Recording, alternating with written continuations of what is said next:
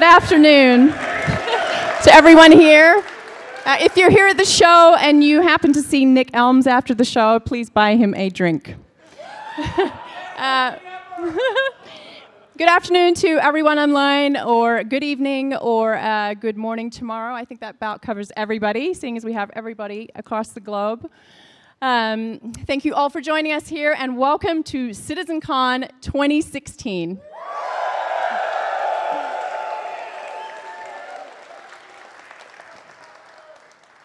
CitizenCon is essentially a celebration of all of you together, essentially all of us, and what a shared group of people with like-minded people can achieve. The seemingly impossible, we make it possible. So here is a video that highlights our journey so far.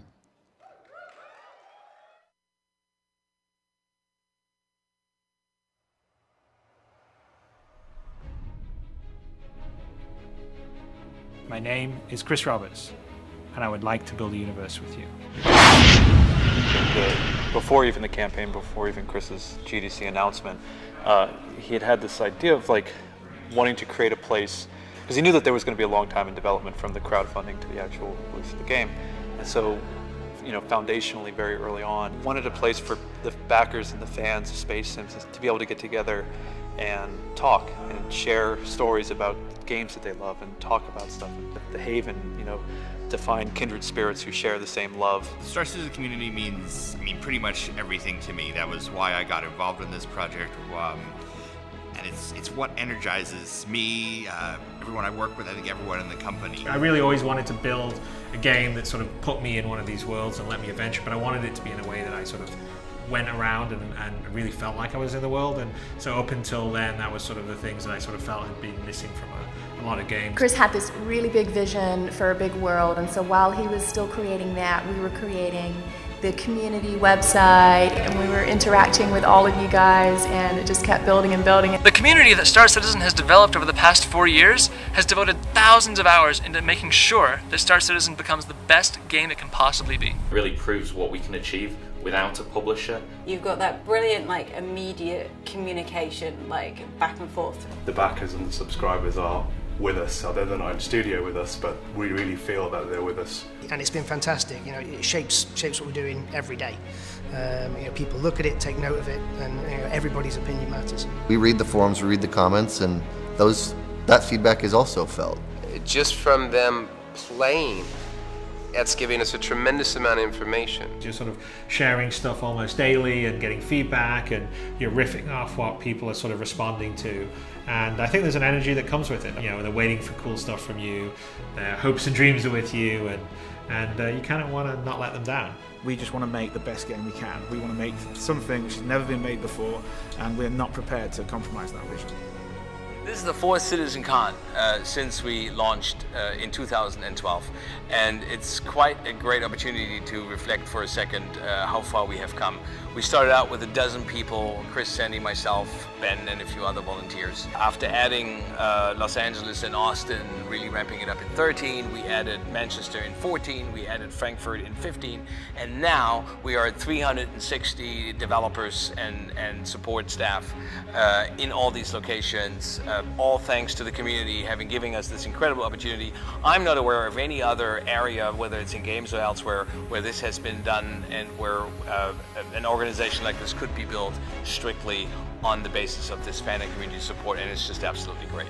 We do events with the community all the time.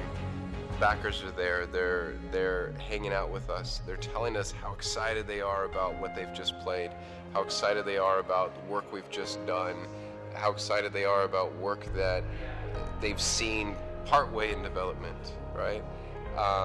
That's all stuff that the team gets energized and pumped up about. At Gamescom this year, on the show floor in the convention, we had hundreds of thousands of people over the course of the week come and see us, and we were exposed to that, and we had people lining up for 2 hours at times just to play Arena Commander, see what was already playable in the game. There's people all around the country and the world that I would not have had the luxury of meeting and befriending if it wasn't for Star Citizen. As I followed the game and as I brought it into my streaming career and got to meet the community, all they just kind of kept snowballing. To me, Star Citizen means freedom. Freedom from publishers, freedom in gameplay, freedom for many to live in an online universe they have been wanting for decades. Test Squadron, it's a fantastic community, and that really is what this is about. We're just a small slice of the greater Star Citizen community. Once they started being able to walk around, I think they started to really recognize the possibilities of what was happening. Star Citizen is a chance to finally get to be an astronaut without having to be good at math. I decided to try out racing tech, I think with the Mustang Gamma, and I play one-handed, so I have to use voice tag. And it took me a while to get used to it, but eventually, like by the 5th or 6th lap, I was getting the hang of it, and it was really enjoyable. So I'm really happy that Star Citizen allowed people like me to enjoy the game. We got into a 20-minute dogfight until he was too damaged, and I ended up chasing this guy to about 3 different comrades before he went to Port Olazar. And since it was a neutral zone, the only way to get the kill, I went blades out and went for the ram. Actually took off in a few different ships and flew to the backside of a moon, and it was actually kind of cool seeing the dark side of the moon, but also when we cruised around and we slowly saw the sun just coming across the horizon, and to me that was kind of a really beautiful moment. Typically in development, us devs were locked in a room for building for years, right? Without much visibility, without much feedback on really what we're doing. With Star Citizen, we're so open with the community and forward-facing. They see what we do. To get that feedback from people, to get the appreciation of the work and the effort that we're putting in, that in return drives the team. They show us the good and the bad in gaming development, and we never really seen that before, and they continue to push the boundaries on gaming. The freedom with not having a publisher and setting goals and deadlines, it means that we can concentrate on what we think means the most to the fans. We're always striving to build new tools so that the community can communicate and share their feedback and ideas so that we can incorporate it into the game. Issue Council is a tool that we created to allow our community to not just submit bugs, but ultimately make Star Citizen better. With the scope and the size of this game, we don't just value the bugs submitted from our backers, we need them. Sometimes they even show up with the marked Bug Smasher A-Bit. Welcome to Bug Smashers. You ready to smash a bug? Let's get started. All of us who back this game know that CIG and Chris are doing something special here. Because the community supports us, we're able to make these excellent shows like Around the Verse. Welcome to episode 100 of Around the Verse. Just as a little highlight for you guys, we're going to take a brief look at the Bengal. It's the first ship that Chris revealed for Squadron 42. There's lore makers, etc., just to show you not just how we're making this game, but kind of dig a little bit more inside of what it takes. One of our favorite fan video editors, a gentleman named Years100, created the Imagine trailer. He took all of our videos, he cut them together in new and exciting ways. It's one of my favorite ways that the community has influenced not just the development of our game, but the development of our game presentation. Welcome to the next great starship. The Next Great Starship was a show that we put together because they actually wanted to get involved and make a ship for Star Citizen. So these great pieces that not only got integrated into our game, but also into our team. We have some of the guys from Next Great Starship are actually on our team today, continuing to push the envelope on every spaceship you see that goes into Star Citizen. Star Citizen is a dream that thousands and thousands of people across the world share. The most immersive and diverse space game ever created. A game that can change the way we think about gaming in general. Everyone has given their thoughts, everyone has given their ideas, and everyone is so friendly. I would like to thank all of you guys, everyone, potential backers, fans, everyone for the incredible amount of support, because we couldn't have done it without you. I want to thank the community. You have made this job so rewarding. You have made Star Citizen so much better. When Star Citizen launches properly, like what someone would consider a commercial release, we're actually, by the time we get there, we know we're going to have millions of people there excited to play and be part of it. And I think that's a massive benefit of being open and doing what we do. Star Citizen is and always will be more than a AAA game, so much more. Please raise your hand if you have made at least one heartfelt connection with another human being while being part of this project in any shape or form. Please give up a smile for one memory on Star Citizen that has absolutely made your day. I am a Star Citizen. I am a Star Citizen. I'm a Star Citizen. I'm a Star Citizen. I'm a Star Citizen. I'm a Star Citizen. We are Star Citizens. I am a Star Citizen. And I'm proud to call myself a Star Citizen.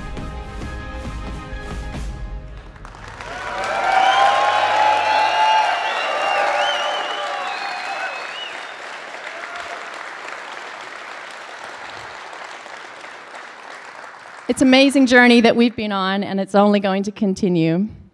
That reminds me from last year, and I had a bit of a rough time, and I also had a bit of a rough time this year, and I would personally like to thank, I'm going to cry again, God damn it.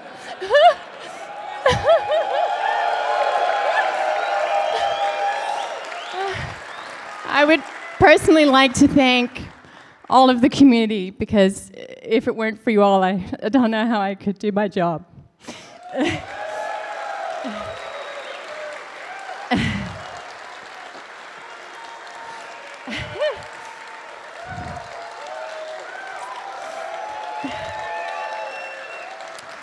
I think I've mentioned this before, but it is the first gaming community that I've ever been a part of, and I'm biased to say that it's the best gaming community ever.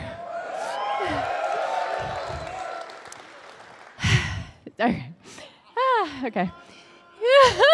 And now my mind's gone completely blank. I would like to give a shout out to Rico for creating barcitizen.sc.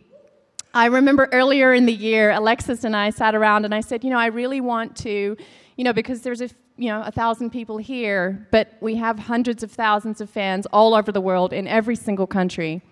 And so Alexis and I came up with Bar Citizen, and we kind of had to make it select because, we had so many. And Frankfurt, give it up for Frankfurt, they had like 200 and something people respond. So we had to do 3 Bar Citizens.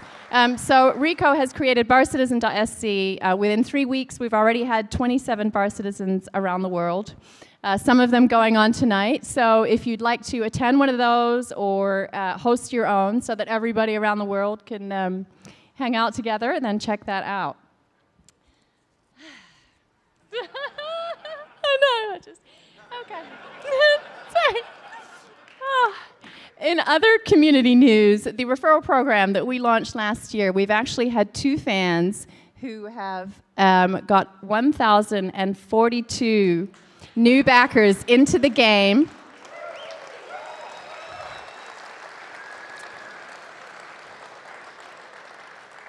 And both of them receive a Million Mile High Club that they can invite their friends to. The first one, I think we mentioned him last year at the live stream. His name is AlphaCast, and he's from France. And then the other one, Shwimi, is from the USA. So give it up for those 2.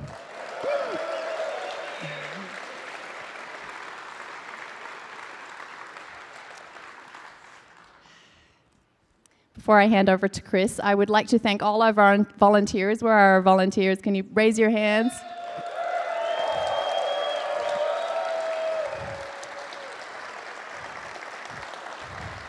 All of our streamers who have been streaming for the past 3 days, where are you?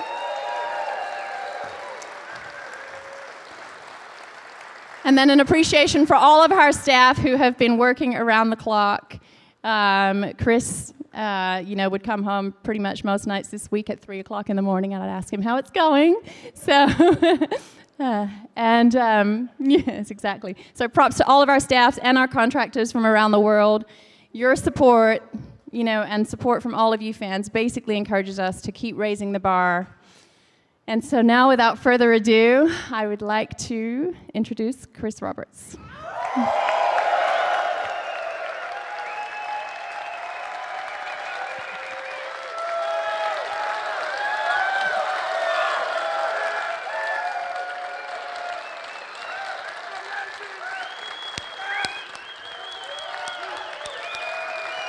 So,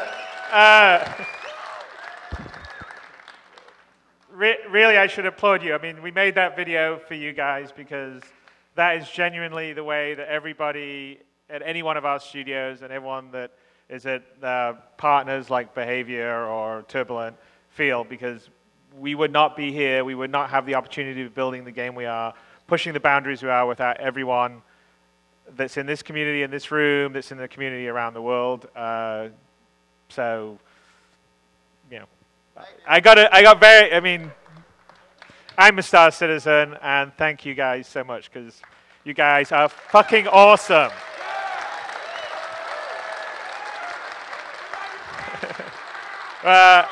I love you guys, and I'm pretty sure everyone else that's working on this game loves you guys. So you are our secret sauce. You are what makes us go.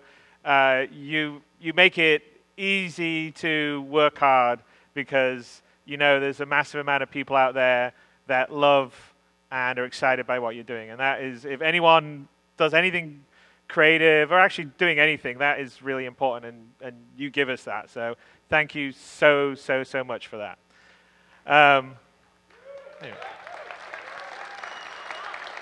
So as a bit of a reflection, because, you know, I look back, I mean, sometimes you're so busy working and, you know, just what are we doing tomorrow? What are we doing tomorrow? You don't ever get a chance to go and say, you know what?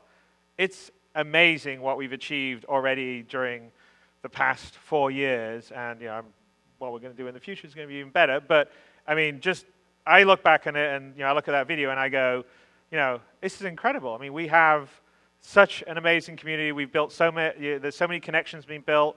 There's a lot of, I mean, people are playing games now, they're streaming now. I mean, it's just a fraction of what's going to be in the final game, but, you know, I keep, like, reading stuff online and seeing these YouTube videos or seeing Twitch streams, and I'm going, wow, that looks cool. And I can't believe that all these people, like, spent, you know, an hour trying to find someone stranded on the far side of a moon somewhere or an asteroid field.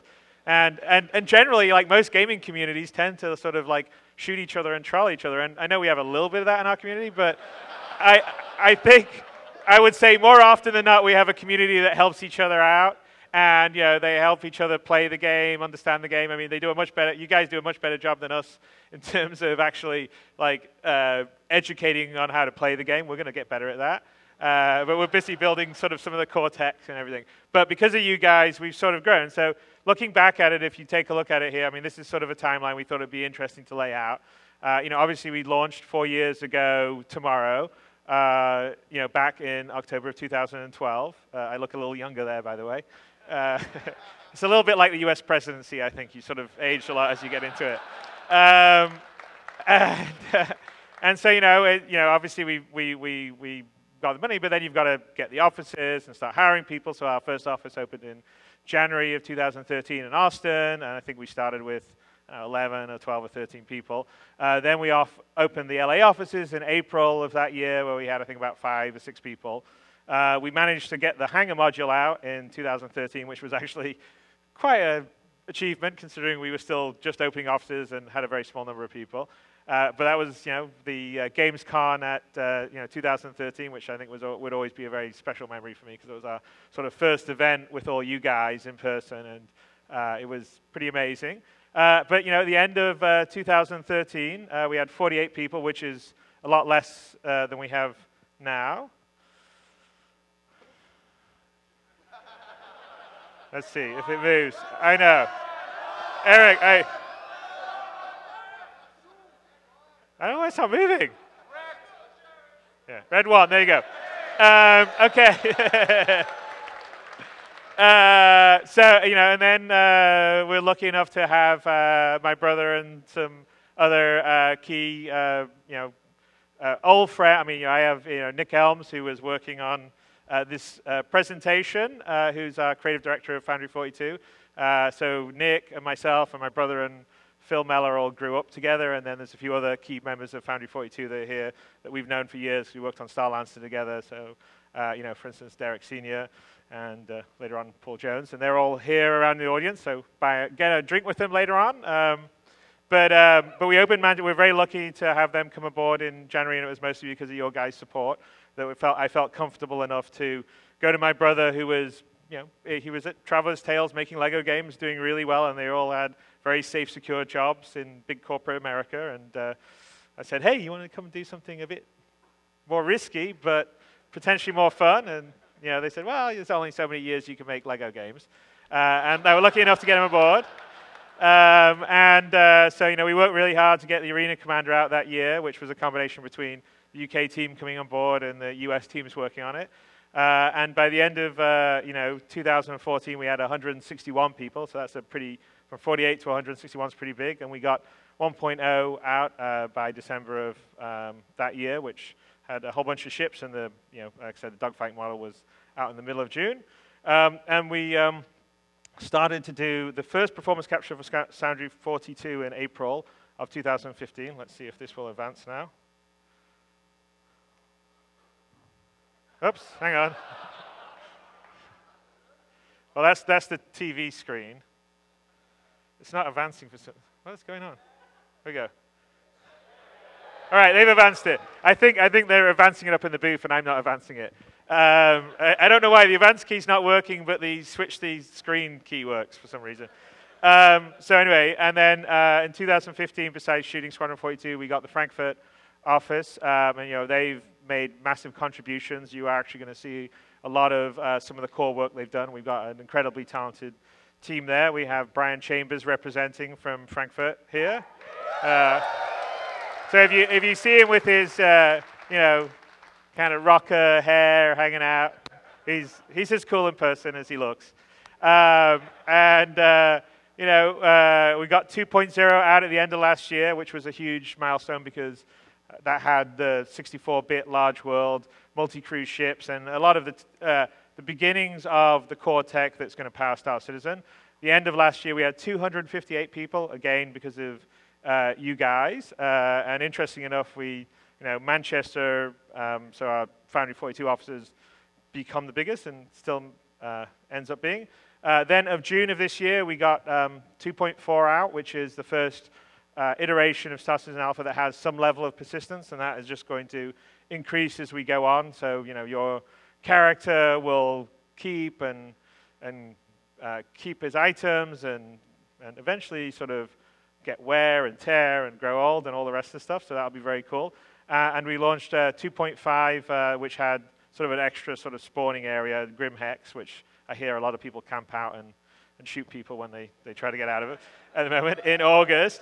So you got Outlaw and good guys. All right, let me try to see if this is going to move. Eric, can you advance that, please? Help me, save me. There you go. So today we have 363 people, which is an amazing amount. I know. So those are the numbers split between the places. This is all because of you. We are entirely crowdfunded, and it's your guys' enthusiasm and support, and everyone out there that's watching this, and everyone that's backed the game, that are enabling us to basically build this game of definitely my dreams. I think most of the developers working on it, and I'm pretty confident your guys' dreams, in a way that we're unfettered and we're trying to just go for it. I mean, to quote Shia LaBeouf, which I'm, just do it!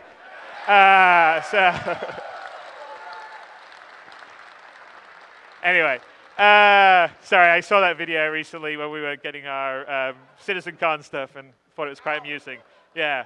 I won't do the rest of this stuff where you get kind of a bit crazy and look around, but anyway, but that's because of you guys, and I think that I said that when I started this. The community is the core of what makes Star Citizen go. It's what makes us special. It's in the DNA from the very, very beginning of the project.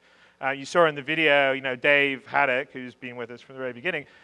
Before we even announced Star Citizen and Squadron 42, we started with a website which was basically, hey, if you love space games, you love PC games, at that time, no one was paying any attention to that. No one cared about it. Now, obviously, if you take a look, everyone's doing it. It's trendy now. You're a AAA game. They're doing a Call of Duty that's set in space. So, it's like we've become mainstream. But back then, there wasn't. And we said, it was basically just, I miss this kind of game. I love it. That's the game I used to make. And I sort of felt like, well, that was the whole impetus of Star Citizen.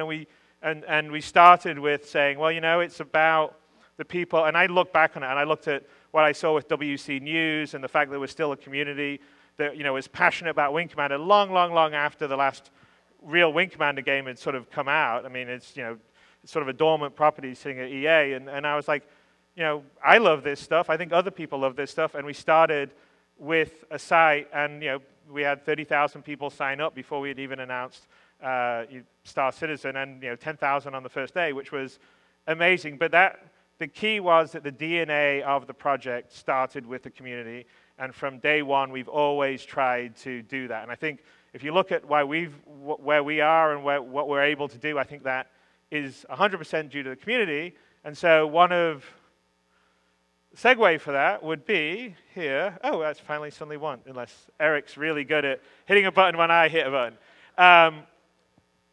You guys have always been in the community, right? You make what makes it special. And it's a very different way, I think, to make games. And we've always focused on creating tools to do that. So, you know, like even where we couldn't have friends or you getting together necessarily in the game, we created organizations for the website and ways that people can be discussing on forums and chatting and all the rest of the stuff. And it's important to us to have the ability for you to not only interact in the game, but also interact outside the game and create connections. And I think you could see from the video, and I know you guys all have stories. I mean, I'm amazed. I see everyone with their organization. Everyone's got their own organization custom shirt, and you know, and they get their own get-togethers, and, you know, there's deep lore and history behind a lot of stuff. And I mean, I'm just blown away by it, and I think it's fantastic, and I think it's really key. So for us, it's very important to put the tools in the hands for you guys. So, Eric, I'm pressing a button. Make me look good. No, that's not the right one. All right, back. All right, okay. So I guess there's in the. I thought I had one more card here, but I don't. You can tell that the PowerPoint crashed. That's why we were a bit late here. We were trying to get this done, and I didn't get to do a proper run through. So I'm going to hand you over, because, you know, I think I had a lot of questions, say at Gamescom, about what's happening with Organizations 2.0, and there's a lot of different stuff. So we've actually thought about it long and hard, and we sort of decided that even though we'd said we were going to do this thing in typical Star Citizen fashion, we need to do this thing. And we want to make sure that we give you guys tools in such a way that you'll be able to interact and communicate in-game, out-of-game, in a sort of fluid way that is very indicative of today's modern internet age. So I'm going to hand you over to John Erskine, who's our VP of Online Operations and Publishing, and Benoit, who is the Chief Technical Officer of Turbulent, who you know, are amazing. They build our web platform. They're nominated for an award, for the Adobe Cutting Edge Award, and you guys should all vote for them. But I'm going to hand you over to them, and they're going to tell you about what we have in the works for you guys on the community front. Here we go. Thank you. Well, hey, it's really a thrill to be here with you today. It's exciting to be at another CitizenCon event. We're going to switch over to some other slides here, and I'm going to tell you a little bit about what we've been doing on the platform side. I'm going to continue with the theme that we've begun here today to talk about engagement and sharing. If we look at the vision that we have on our platform, as Chris mentioned, this is something that's been core to the concept of Star Citizen even before the project was formally announced. We want to share this experience with you, and we want to share content to you, and we want to get feedback from you. And so this idea of connecting with our community and then allowing communities to connect with each other is literally the core of Star Citizen. And I have to tell you personally, it's really amazing to work with someone like Chris, who understands this in the core of his DNA, because I have worked at other companies where you'd have to pitch these kinds of ideas to somebody who might be kind of skeptical, really. With Chris, a lot of times it's the other way around. We may sort of come with some ideas, and he'll say, well, guys, I don't think you're thinking big enough here. So I'm going to share an example of that with you today. Our goal from the platform is to be able for you to experience the game. You need to be able to do basic things like get the game and buy the game and download the game and patch the game. But we also want you to be able to connect with other people, both inside the game itself, but also in the real world. Because as we look at how technology has moved today, there's less of a distinction between the virtual world and the real world, and every day those walls are coming down further and further. So that's really a core vision that we have on the platform. So we've had the opportunity already to build some really cool and revolutionary tools on our platform, and we've shared them with the community of Star Citizen. We have some traditional things like forums. You know, forums have been around for a long time. We've been able to build some things that we believe advance traditional things, like, you know, most online games have some sort of guild and grouping system, and we have our organization system. I think it's unique that we released the organization system so early in the development process, and people were able to create organizations almost 3 years ago, I believe, maybe 2.5 years ago. And I have some stats on the next slide, but we have an amazing number of people and an amazing number of organizations already. We've been able to build things like the community hub, so it's easy to share content on our site. We've been able to do things in the game, like having the rental system and being able to use your UEC to do things in the game. And we've been able to do some things that are really unique, like the issue council, where people are able to actually actively participate in the process of reporting bugs and verifying bugs and prioritizing bugs and doing all that. And I know from talking with other developers, they're very jealous of the system because, first of all, they don't have the technical piece, and second, most people don't have fans who care enough to actually be that involved. So I think that's a very revolutionary tool that we've already built. So thank you for your involvement there. We had some stats in the video, but I'll come back to a couple of these to talk about engagement. You know, on our forums today, which are pretty traditional forums, we've had almost 500,000 unique threads. We've had 7 million people actually write a comment to those threads, and 300 million views of those threads. Those are incredible numbers. It's a huge community, and it's a huge amount of engagement. And in the organization system, as you can see, we have more than 40,000 or almost more than 40,000 organizations today, which is staggering.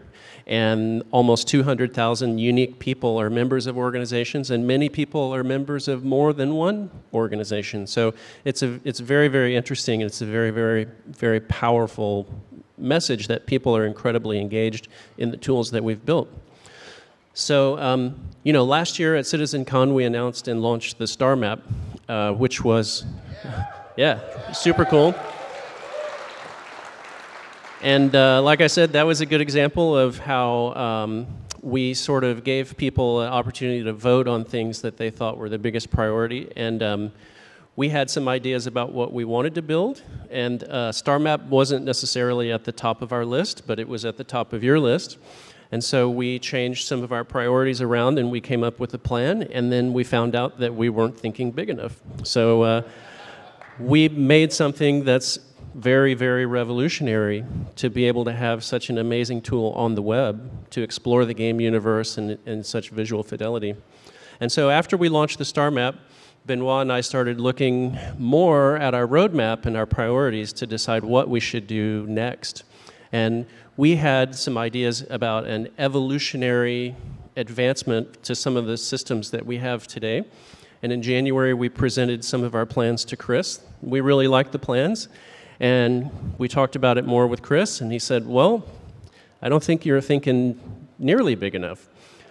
And so we went away, and we sort of digested this feedback, and Benoit and I started to think, well, with this much blank canvas, what would we do?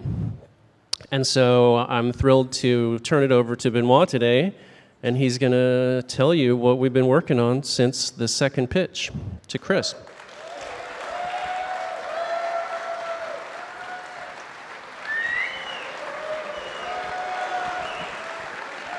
Hello.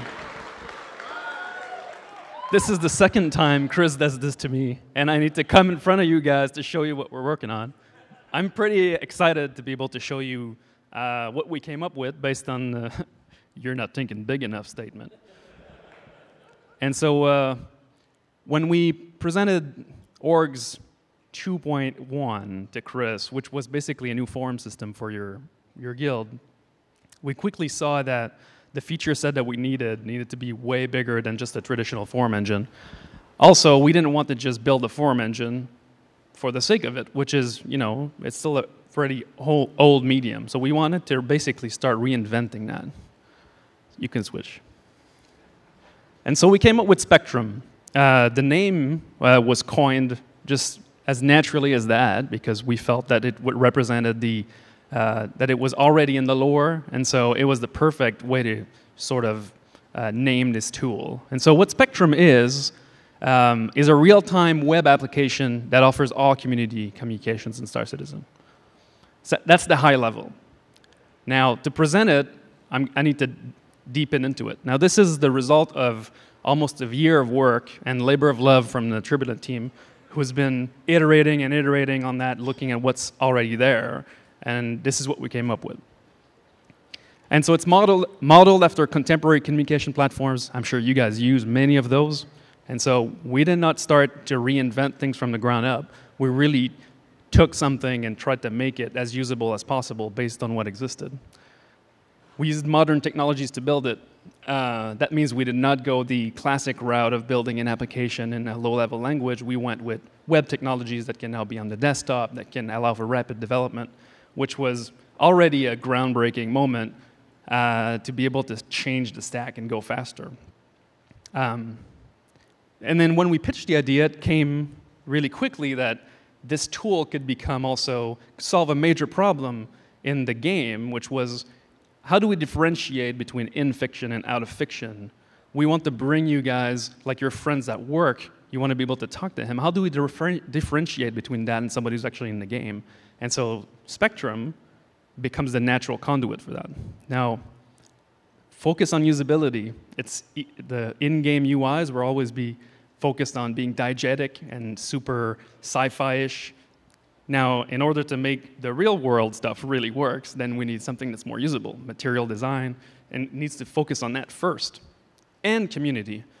And that was the sticking point, is that since the beginning, the vision from Chris was always that you don't need to run your guild off-site. You don't need to run your organization off-site and use off-site tool. We can offer all of these tools in the platform, and so you can just hit the ground running.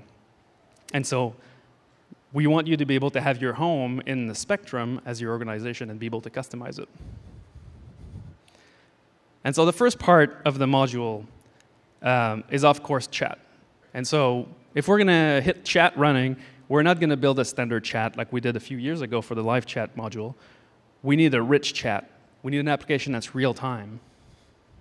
We need a chat where you can embed medias from external sites or from RSI sources. We need you to be able to react to comments and words that are being written by your friends or by your coworkers or anybody you're playing a game with. And so just on the chat level, we really wanted to get something that was modern and usable. Now, in terms of forum engine, we needed forums. We knew we needed that. We didn't want to abandon this medium, which was so crucial to building this community. And so, but we wanted to modernize it.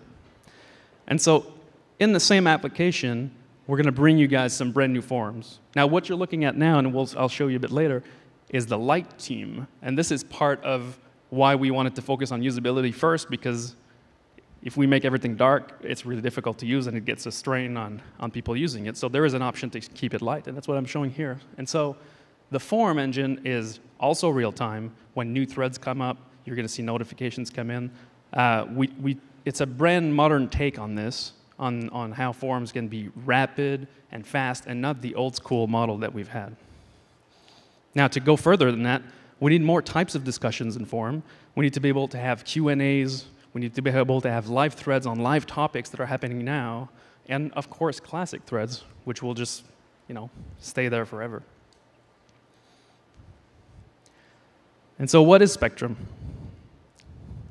Well, first, it's private messaging and chat and forums. And so we needed to solve private messaging because I'm sure you guys have used the private messaging on the forums currently. Everybody's pretty much in agreement there. We need a private messaging solution. And so Spectrum implements that. We needed presence. And so to be able to tell online if your friends are in the game or even just in Spectrum, so we needed to be able to have presence displayed on there. Notifications and alert. So if you're watching a thread, you wrote a thread, somebody mentions, you need to be able to know about that. That encourages this flow of information across the board, and so notifications were core to that. Of course, all of these features, they're awesome, but they need to be sandboxed. And so for each of your orgs in Spectrum, you will have access to all those features. And so as you build up your organization, you'll have access directly to features to build your own chat lobbies, your own forums, your own notifications based on that. And so you'll be able to switch context, create a group with your friends, access it in there, create a lobby, and boom, you're done, hit the ground running. And so what is Spectrum? Well, it's all of these things. It's real time, it's modern chat, modern forums, it's private group messaging, online presence, notifications and alerts, and namespaces. And this is the core of what this new app is. It's also voice, because we need to have voice transmission. And so you can advance more. And so on the voice part, we needed to be able to carry voice outside of the game, because as everybody knows and you have experience playing games, you want voice to be carried by an external program and not by the game client, because when the game client has an issue, well, you need to be able to talk to your friends and say, I'm rebooting the game. And so Spectrum is going to be your lifeline for that. But of course, Chris wasn't going to settle with that. We can't have non-spatialized voice in Star Citizen, and so Spectrum will be able to send voice datagrams to the game and have it be spatialized and treated inside the game for additional treatment and immersion. And so that's going to be the ultimate goal. And so when you put all these pieces together, you get an interface that looks a bit like this.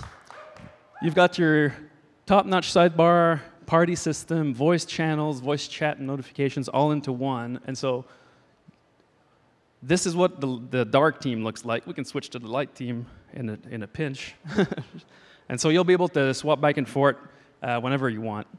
And so that's the baseline of the interface. You can see that we've kept it really, we use modern stuff, and that shows through the technology we're using. Now, of course, this needs to go everywhere. So it's a web app, it's a desktop application, and like Chris likes to say, Spectrum is the launcher.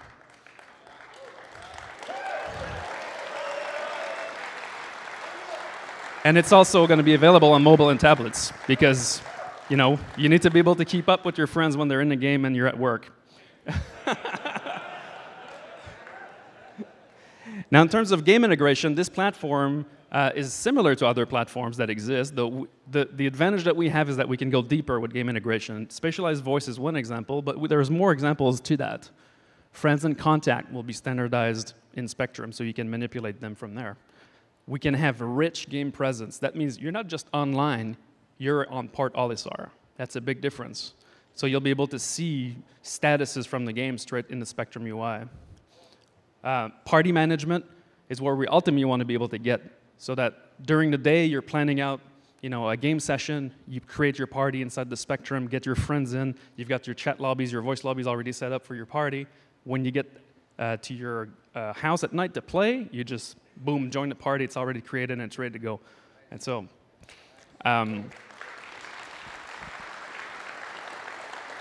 location-aware lobbies will allow us to basically have voice lobbies and chat lobbies that are based on in-game locations. So just by being in a location, we'll create this dynamic lobby and you'll be able to use it. You can see Spectrum as the real-world arm to the universe that Chris is building. And so when game events occur and you need to be notified on your mobile or whatever, Spectrum will be the transmission for those, and so you'll be able to receive them this way. There's going to be also, Spectrum will be available inside an overlay on the game, so you'll be able to see who's talking, voice, change your voice channels, open the full Spectrum UI, and chat with your friends directly from the game. And so it really becomes the in and out universe communication bridge for the game. And so now this was cool. I showed you some screens, talked a bit about it, but I'd like to show you where we're at. We're not ready to ship just yet, but I can demo the interface that we have on our development environment that we call Future, because we're hipsters like that. And you'll see that it's all generated with text from Alice in Wonderland, because it's our test generator, generates forum threads and channels and all that stuff. But I can just show you a bit where we are and where we're going to be there in a few weeks, I hope.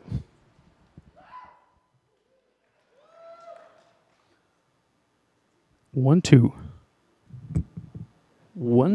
Okay. So this, what I'm showing off here is just a live super dev interface for Spectrum. And so right now I'm logged in as me. I've got access to chat lobbies. Now hopefully the internet is still up on this Mac and I can still reach it. Yes. All right. And so this is live chat. Now I only have the light theme on this version, but for every chat lobbies that I can visit, I can bookmark them directly in the left bar. The left bar will be the way you can track all types of content, whether it's a lobby, whether it's a thread. So in this case, I'm looking at a chat lobby. I can have rich embeds in it. I can have different user interfaces. I can send private messages straight from this interface directly. I can react. Now, you can imagine that right now we only have these default icons, but we're going to have some cool icons coming up. And obviously, as part of the customization that we plan, you guys will be able to upload your own sheets of emojis and emoticons and change your own upvote icons to customize. And so I can, from this lobby, this is pretty cool, I can jump to my Planet Express org, and then there you go, I'm inside it. But the key here is that the left sidebar allows me to balance between RSI community items, like the recruitment chat, for example, or the general forums of my org. And so I just need to bookmark them on the left, and that's it, I get access to them. Now, going down to these threads, I can just jump to any thread, really. And then this is the forum engine. It's a lot more modern. It's way faster, too, because it's real time. So when new reply comes up, I get a notifications for it. I can upvote. I can react on any of those. But also, what's pretty cool is that we've flattened the list into a single list. So there's no more paging, going from page to page. Just scroll down the list. And one thing that's pretty cool is if we look at Leanne Jacoby here, who's answered Mr. Carey, I can mouse over it and I see his reply. And then, oh, what did he say? I can click on it, I can just jump straight to it and navigate inside the thread dynamically this way, giving us a lot more control. In terms of editing features, when you reply or comment on any of those replies, like I can just jump here, this is a bar that's directly within. I can keep on browsing while I'm editing. The editing feature is based on blocks, and so I can add different blocks, move them around, and compose my own. And so this is pretty cool because it's not just text and markdown, funky markdown. I can actually insert the blocks and move them and publish. And of course, when I do publish, if I was watching the thread, then I will get, oops, sorry about that, I will get a notifications for it directly. And so the notification panel becomes my follow button, and so I can just follow that. I can also bookmark a thread, and so then it shows up in my left bar. So you can imagine, big Katamari going out, and I want to follow that. I just put notifications on, bookmark it, and then it'll actually show up on the left and light up when new replies are coming in.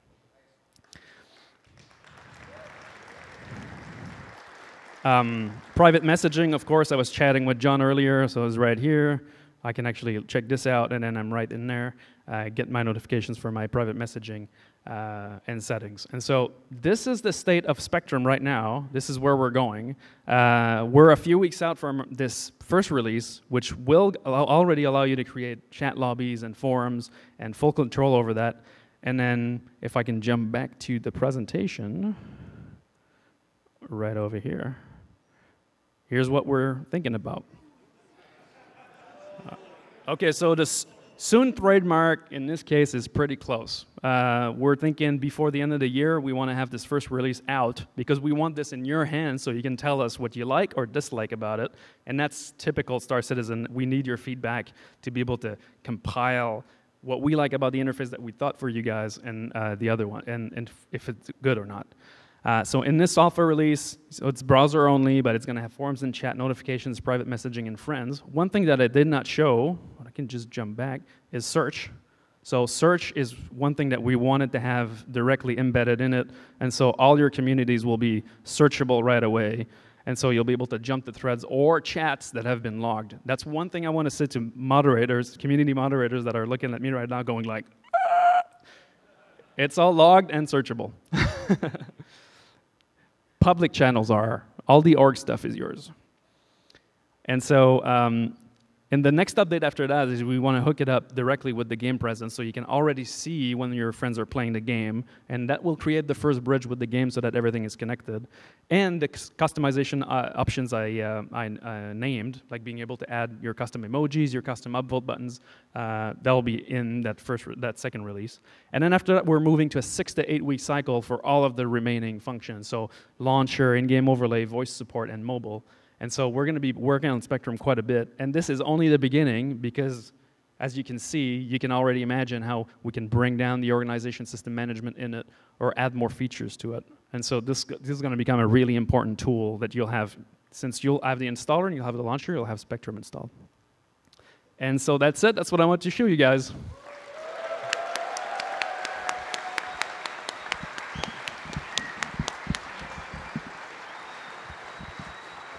John is not going on stage again.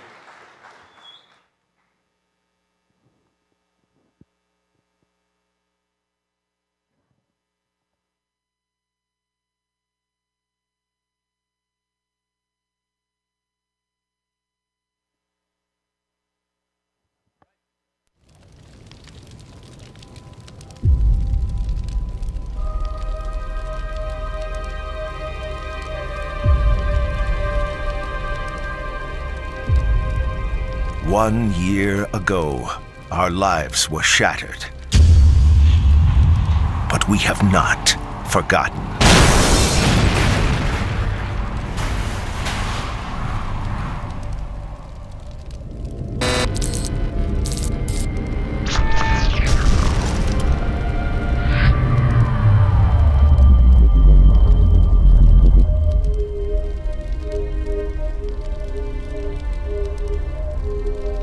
United in the face of the Vandal threat, we have dedicated ourselves to creating the universe we have always wanted. A safe and secure UEE for all. Thanks to your continued support in the sale of war bonds, the UEE is proud to announce the Militia Mobilization Initiative, authorizing the sale of certain military-grade ships to ensure that civilian militias are properly equipped to defend the Empire in times of need. We will ensure a brighter future for our children. At the forefront of that effort is RSI's newest ship, the Polaris. Combining devastating firepower and searing speed, the Polaris-class corvette is effective against a wide variety of aggressors and scenarios. From delivering humanitarian aid to tactical operations, the Polaris's ability will make it an essential part of any fleet for years to come. But the Polaris is only the tip of the spear for this grand initiative. A full line of other ships are now available for a limited time. And to support faster mobilization and operational effectiveness, fleet formations are being offered in discounted, pre-designed ship teams. So stand in solidarity with the brave men and women who put their lives on the line and join them in protecting the dream that is the UEE. Answer the call today.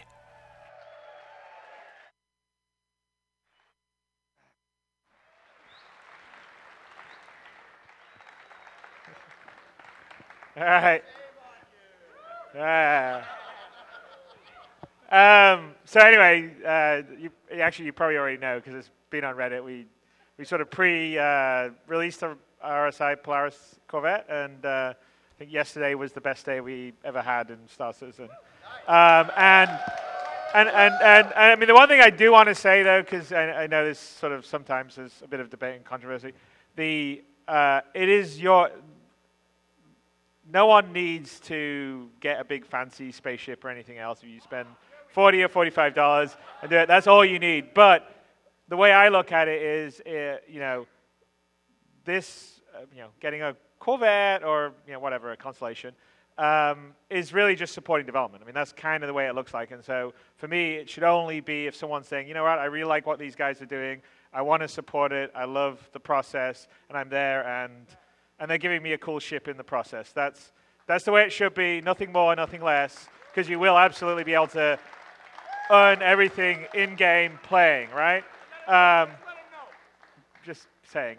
But it is a cool ship, anyway, just let you know. And you go.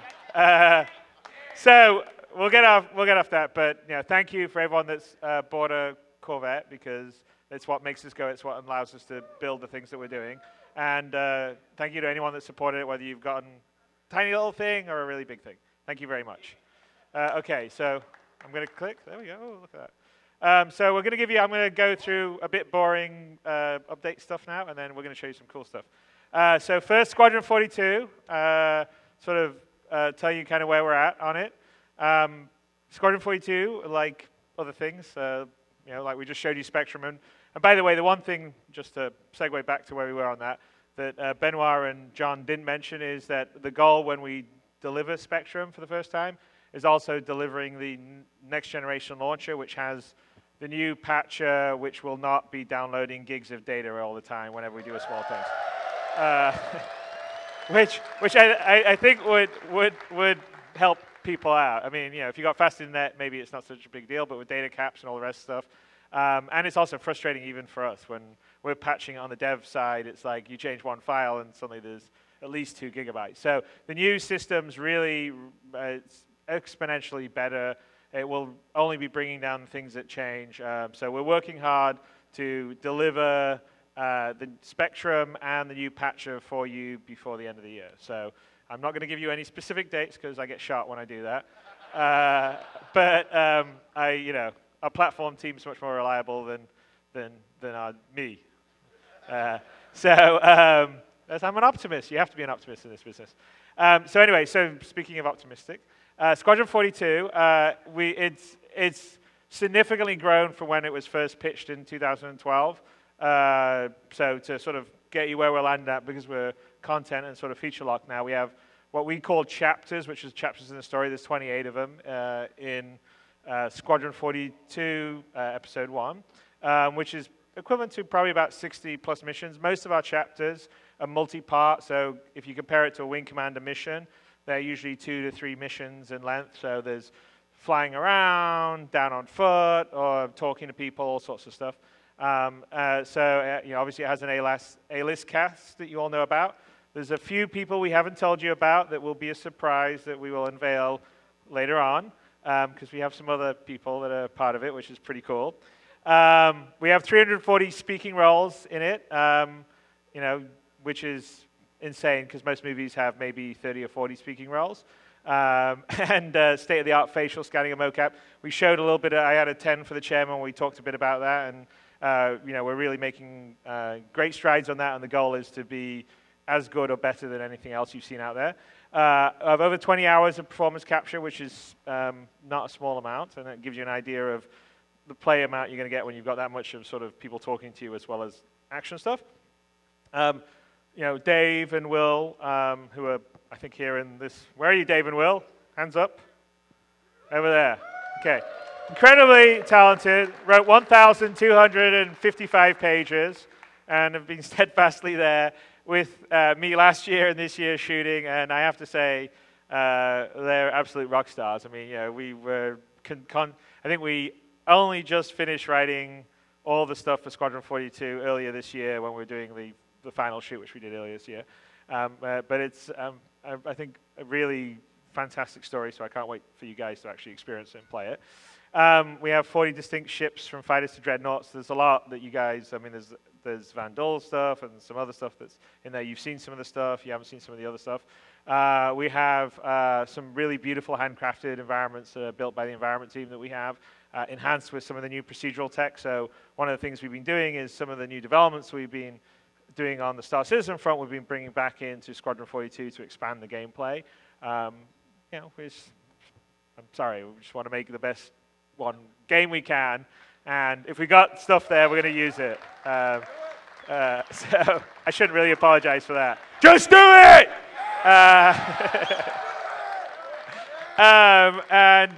You know, we're really working for like systemic space and FPS gameplay. So it's not. So the idea is you do not just go one play path. It's not one scripted play path. You can approach different missions different ways. So do you want to, you know, go the back door, stealth it? Do you want to go kick the front door down and you know, guns blazing? So we're building that, and the systems are all built systemically, and it is some of the same systems that we're going to be doing in the Star Citizen. You know, we're going to, you know, we're always going to have dogfighting in space, but now we're going to have dogfighting in planetary atmosphere, which is kind of a big deal. And we have the new tech, which we're going to be showing you a little later on here. And we have the Subsumption, which is fully systemic AI, sort of next generation stuff.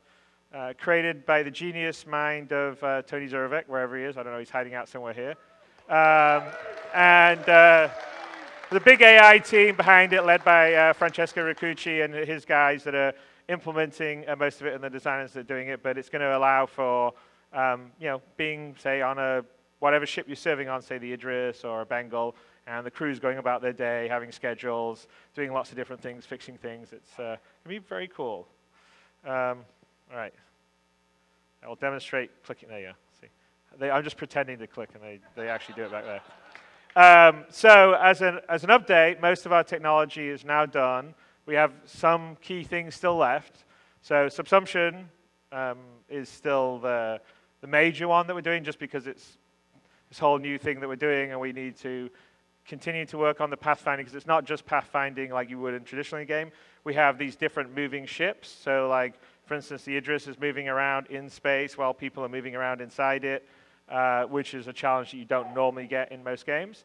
And that has to work. Animation integration. So we spent all this time capturing these actors at a huge amount of fidelity, and we want to make sure that the fluidity of the animation going between actions and everything doesn't feel sort of like the typical AI, which is like this, and then it then does that.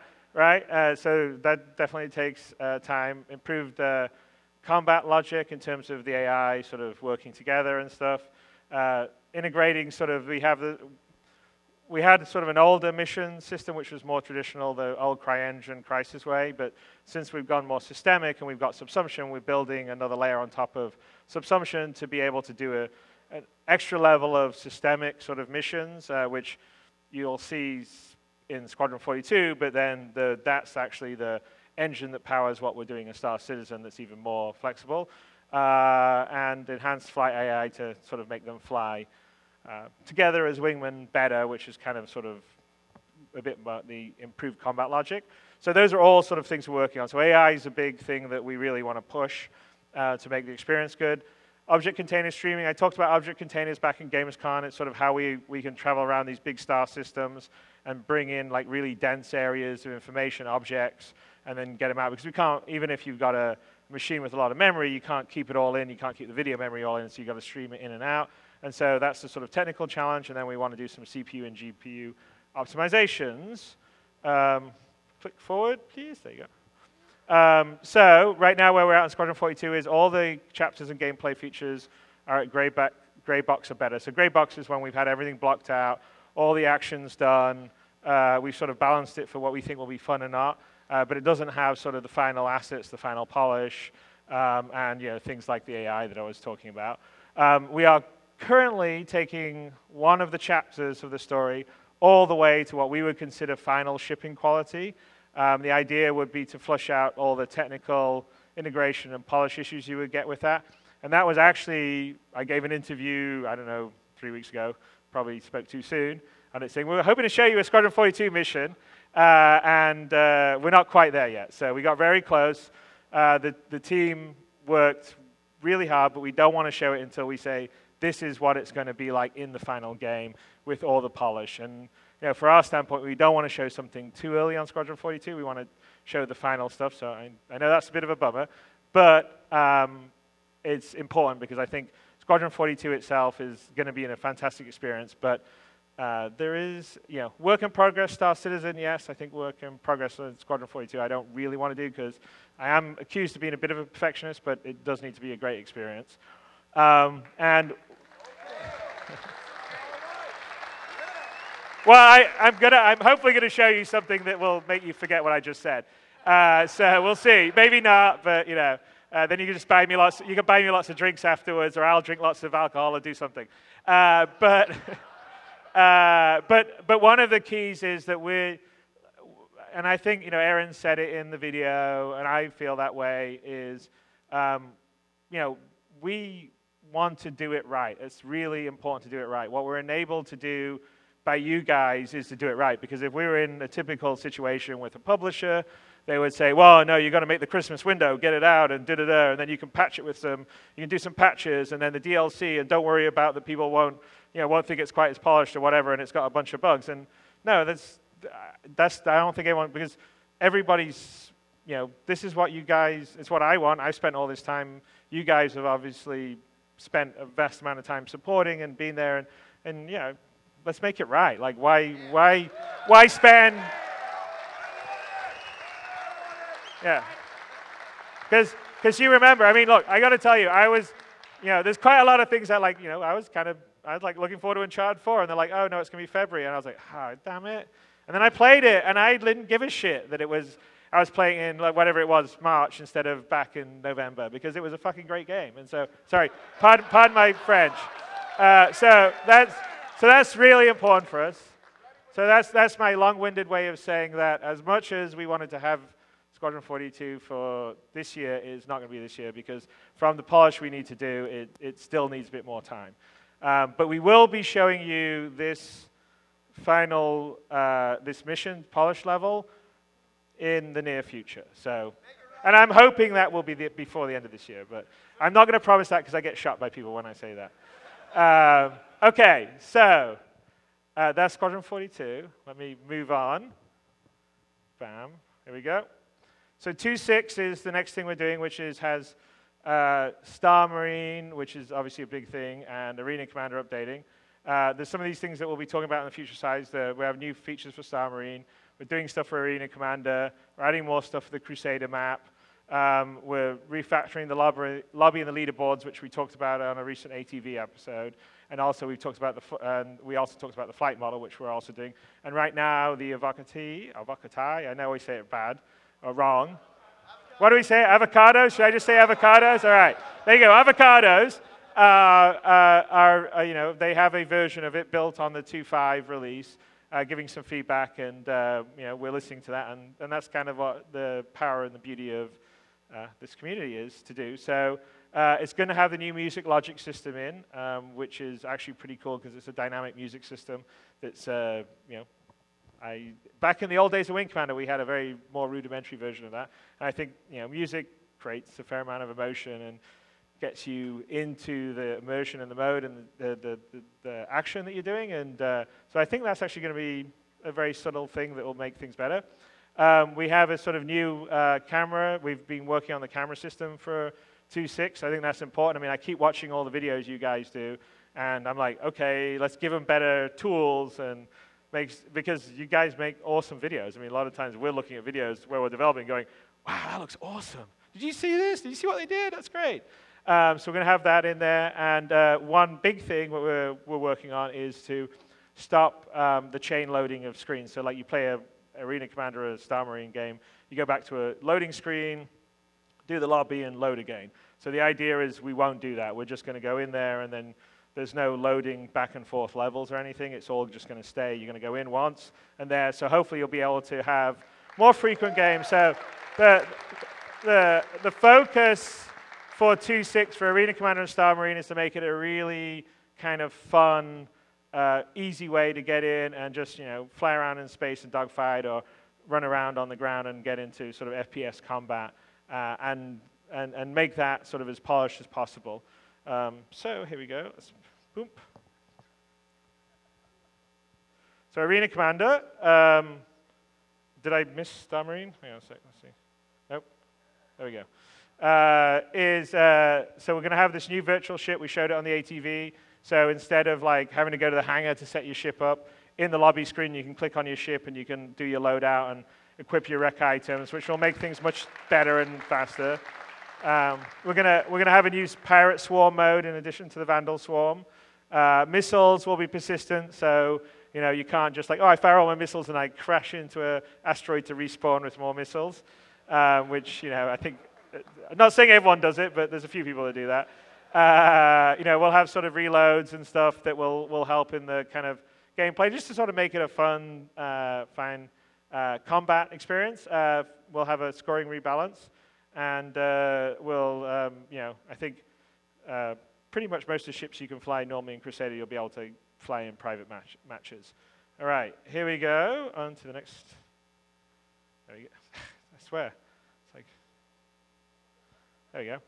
All right, Star Marine. There's going to be two maps you'll fight on. There'll be Station Damien, which is a smaller space station. It'll be a 4x4 map.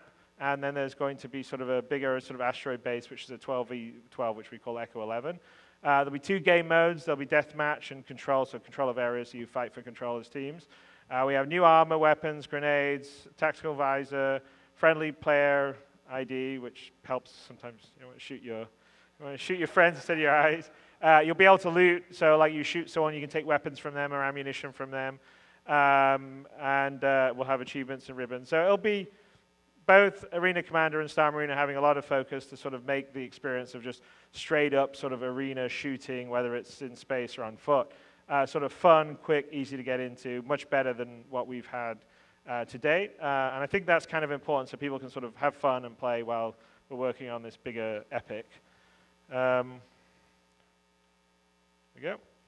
And so I'm just going to walk you through, before we get to the fun stuff, kind of our roadmap. Obviously, we talked about 3.0 back in Gamescom, which is sort of the first kind of, you would consider, yeah, that's, I wouldn't say it's what Star Citizen, the final game, is going to be, but a lot of games, if they had those features, they'll be very happy, which is, going to have trading, cargo, piracy, smuggling, mercenary, bounty hunter, which we talked about. We're going to try to, get the Stanton system in there fleshed out. It's going to be using the Planet V2 technology, which I am going to show you very shortly after I've gone through these slides, which I think you guys are going to like.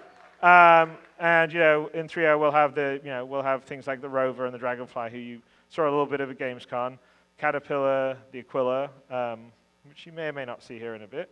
Okay, so, and I want to give you a bit of roadmap after 3.0, so you know what we're doing. I guess there's a lot of miners here, or refiners. So 3.1, and just also, by the way, in case you haven't noticed it, I know last year we said, well, we're going to do a release, we're going to try to do a release every month. After going through this year, we've sort of realized that that's a very hard cadence to do, because by the time you get new content in and you start testing it and get feedback, it's almost impossible to get a significant amount of content to test and do the feedback. So I would say that our cadence on releases, which is what you've seen in the last few releases, is probably going to be something like 2 to 3 months between releases. So just to give expectations, because I don't want to go through 3.1, 3.2, 3.3, and 3.4, and everyone goes, okay, we're going to get that in 4 months. Because again, we'll get shot by everyone on the development side.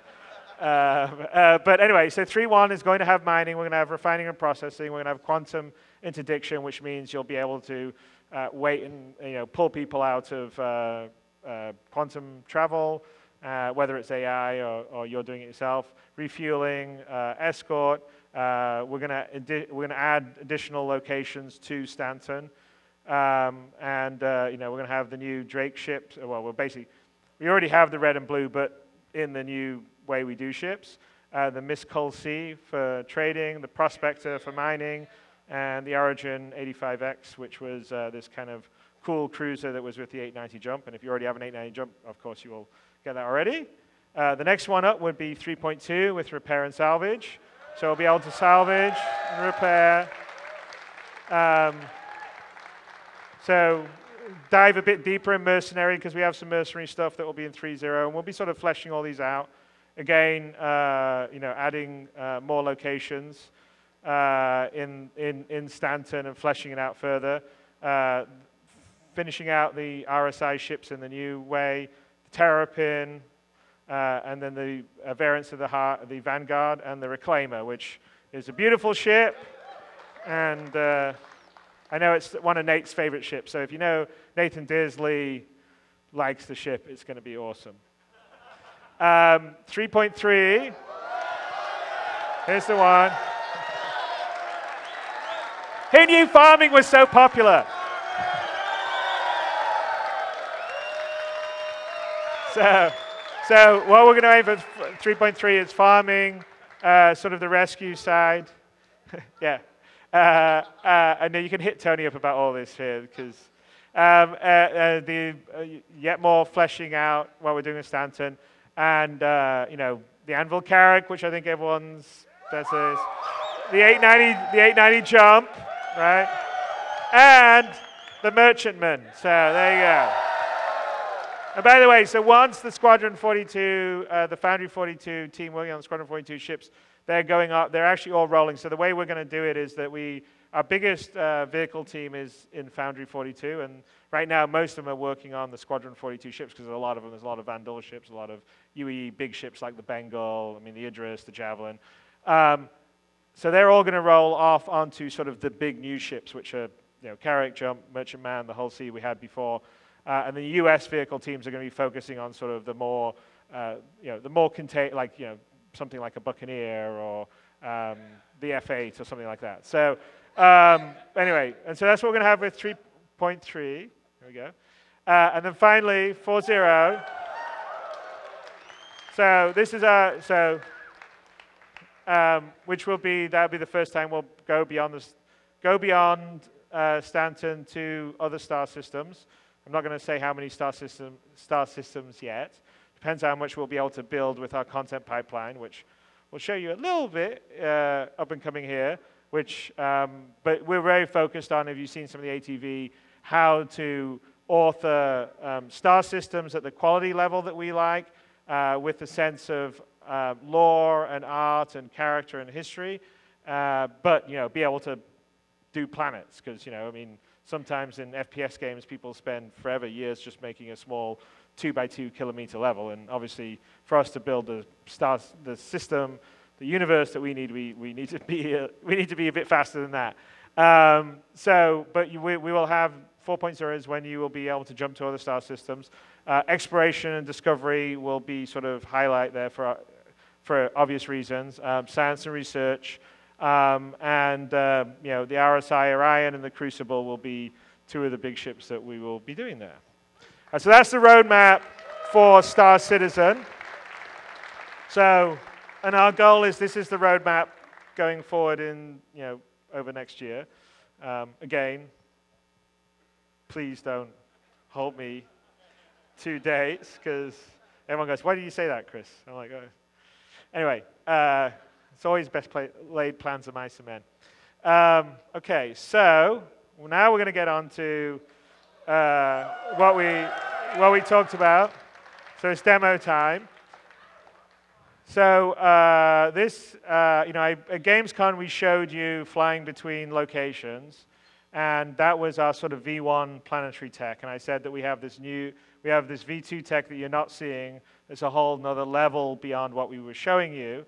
And the goal really is to sort of deliver that crisis level quality down on the ground, walking around, driving around, but on a global scale, right? So like most of these games, if you look at Battlefield, you look at any of the sort of typical FPS, so the Frostbite engine, what CryEngine does, I mean, they do beautiful stuff, but it's all limited to, 2 by 2 kilometers or 4 by 4 kilometers, or maybe if you're lucky, 16 by 16 kilometers.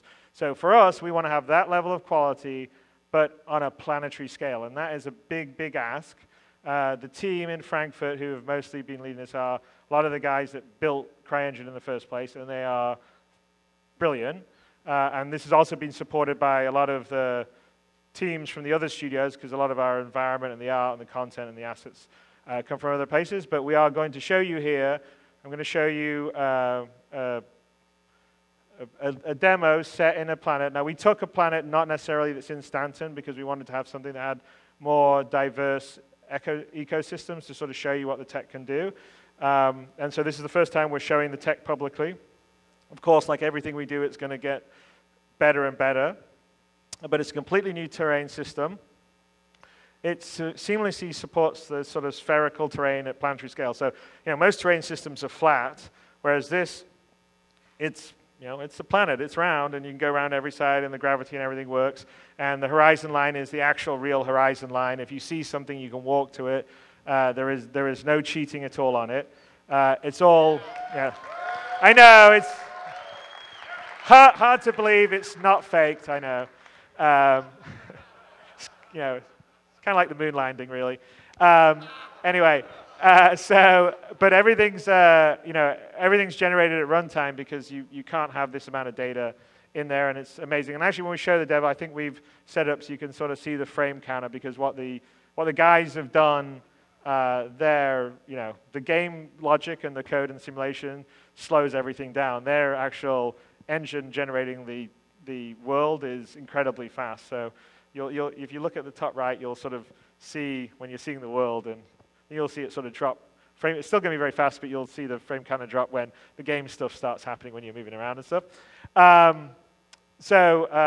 mentioned there's no view distance. It's artist-driven. So we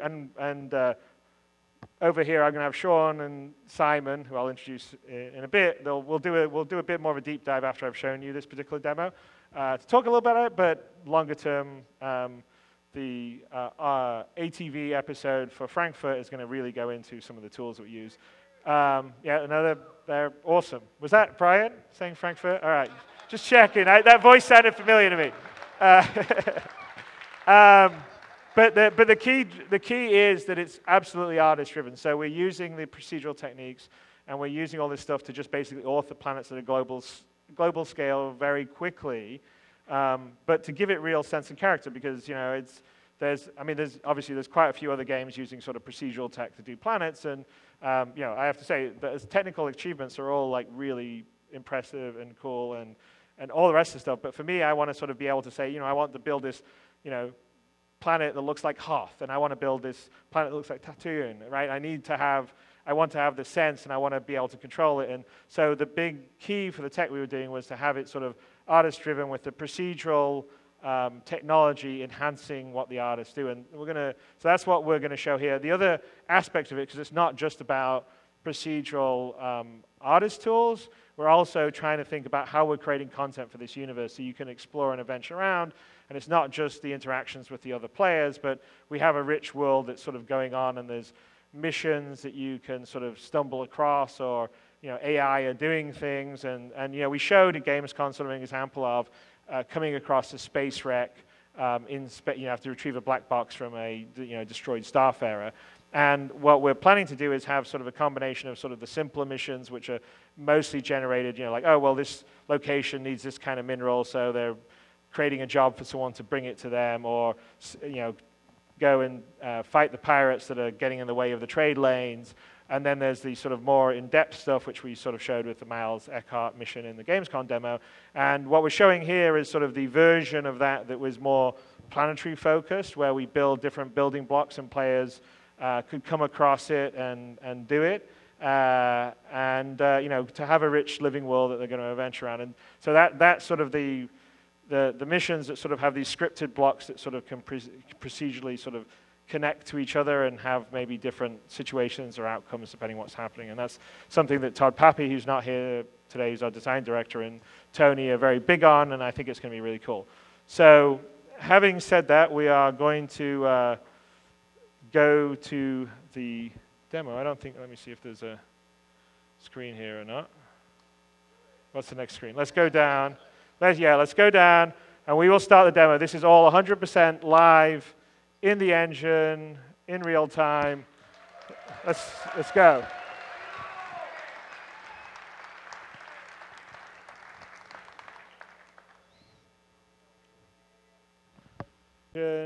In real time. Let's go.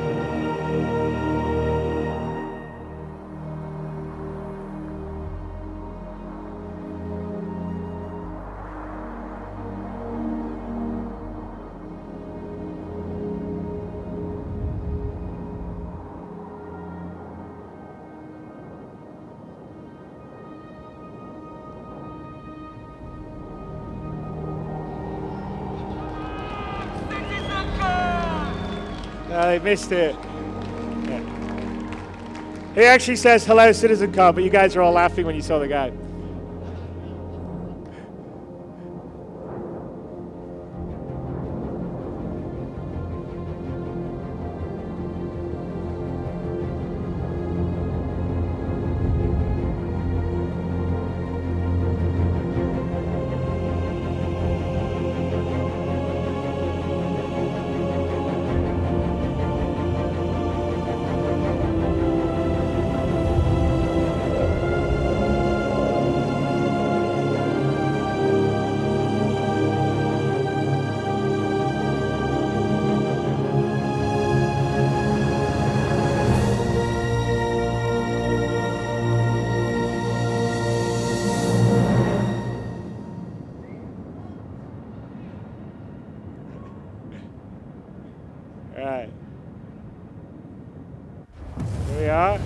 Constellation Aquila.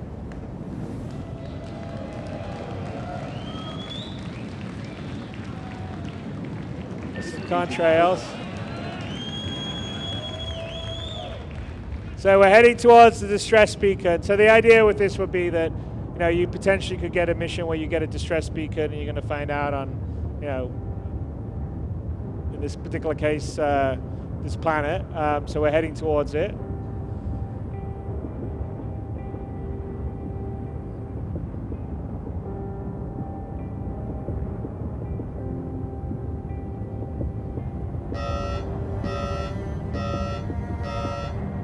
So I think telling us the atmospheric conditions are unsafe. And one of the key gameplay things we want to do on, because obviously the Planetary tech is going to allow us to have a whole bunch of play areas we don't normally have, is to encourage players not to always, maybe you can't always fly there. Maybe you have to get out and use your rover, for instance, which you have in Aquila.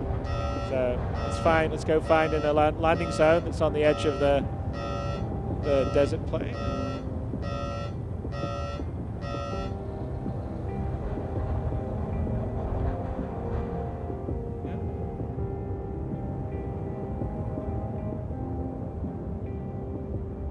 I'll look around, Vincent. So you're going, you just concentrate on flying.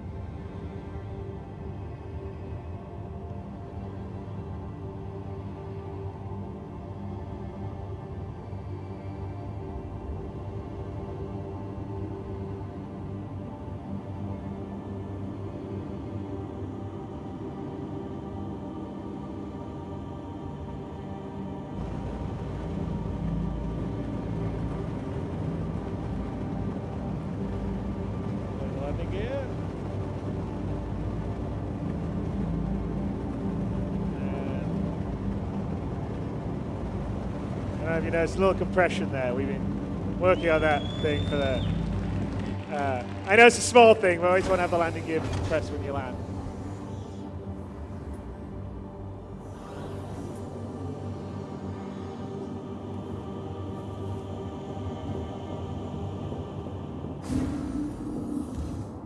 Right, so we're going to head out to do some exploring and the armor on.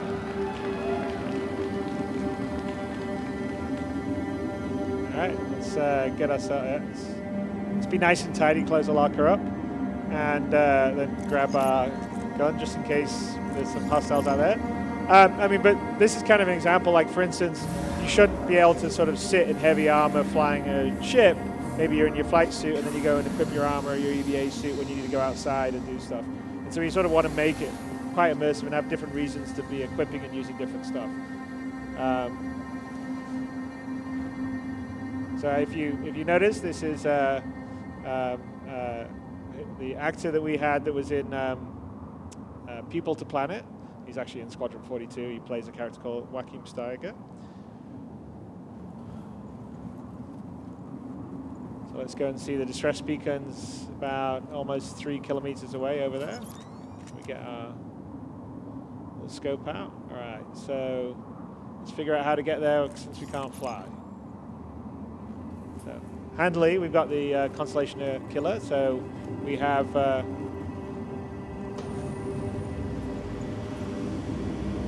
rover. So, you know, if you saw the Constellation Killer commercial a while ago, we are now doing this in game, in real time. Awesome.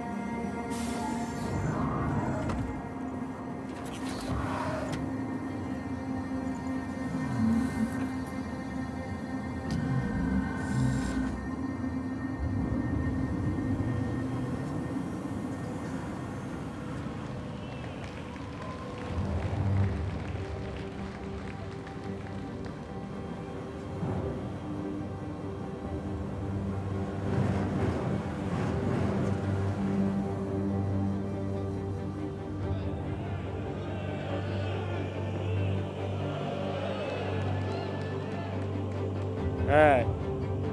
Peace.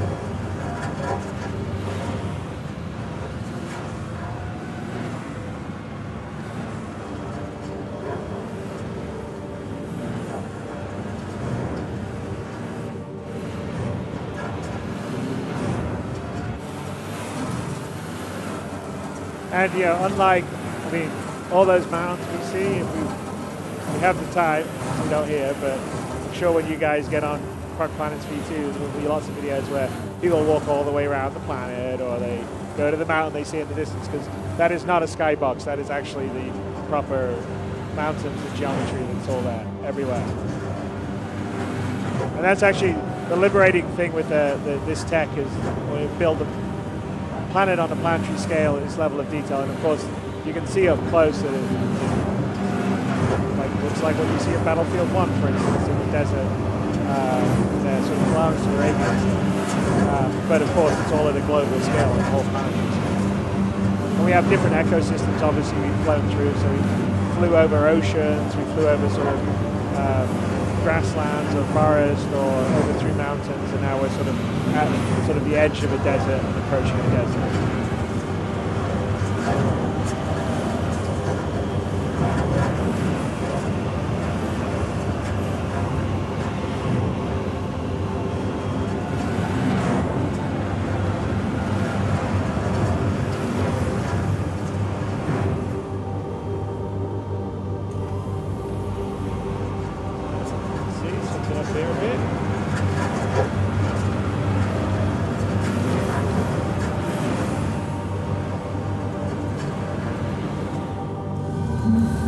Looks like someone didn't heed the atmospheric unsafe flight warning.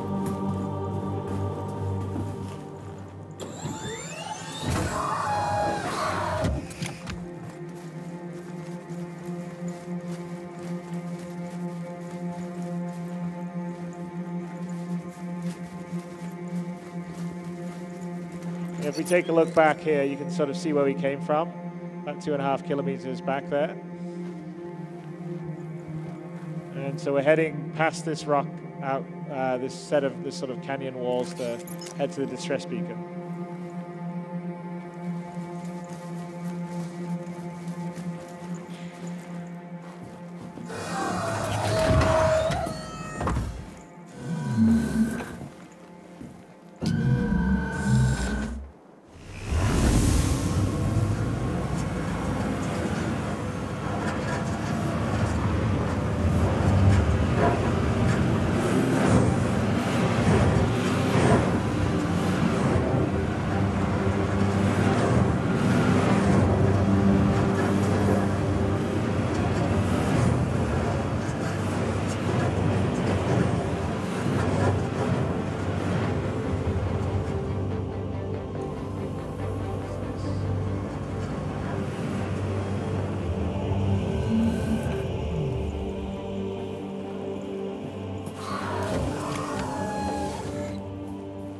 Check out something else we had here, a little bit of breadcrumbs. Orpheus Horizon, Javelin class. Huh. Where that came from. All right, let's carry on. See if there's anyone around. We'll head that way to get to the distress beacon.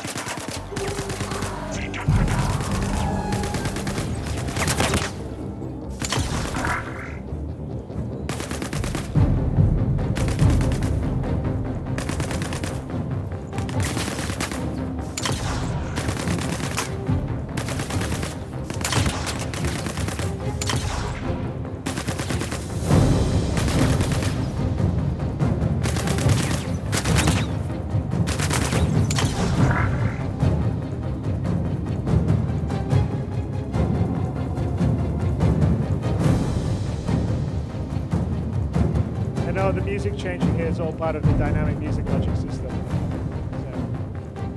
So it'll start to calm down now that the combat's over. Right, so that's, well, we lost our rover, that's not so good.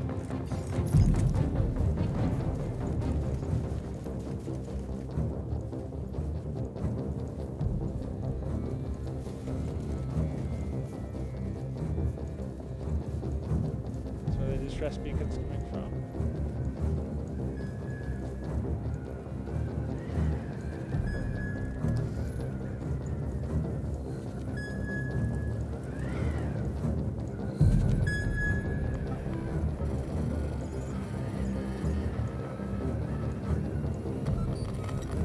Was a trap.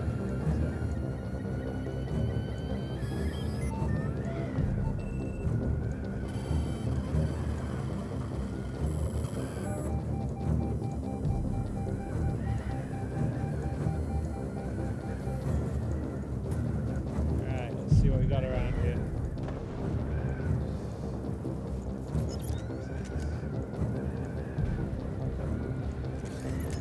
Conveniently, some sand nomad dragonflies.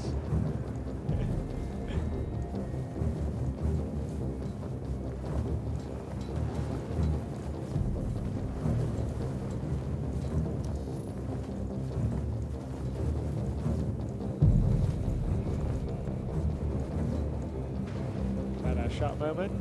Here we go.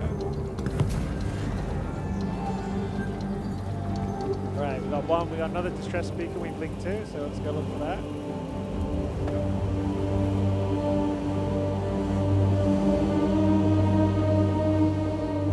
And remember, we came all the way down from the planet, all the way down here, and we're down, driving around at this level of detail. So that's kind of a big testimony to what the Prop Planet V2 stuff does, and the tools it's given the artists to.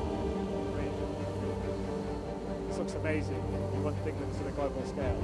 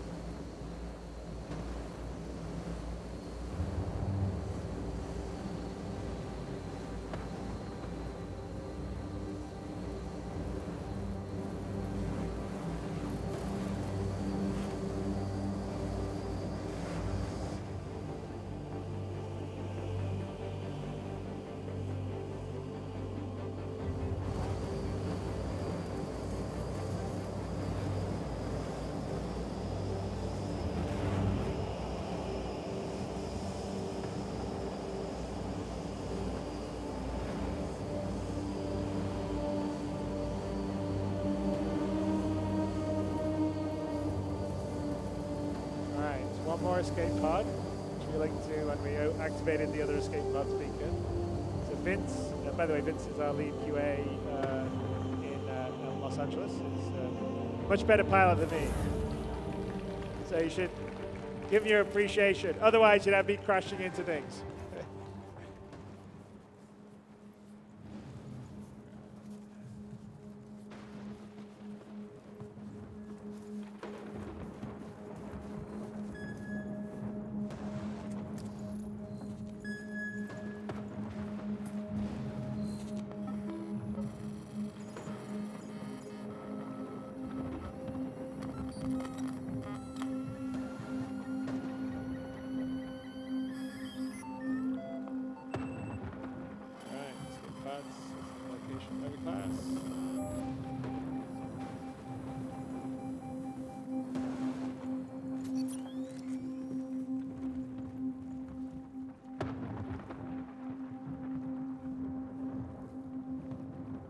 And if you see up there, that's the space station.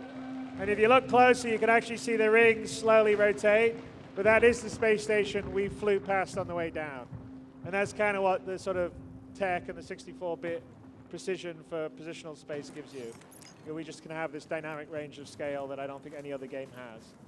So all this up-close detail at this level at, as high quality first person as you see in any other game, but on a global or a planetary or even star system scale. Right, so Orpheus, Horizon, Black Box. So we've now, between the two pods, triangulated to where the Black Box of the Orpheus Horizon is,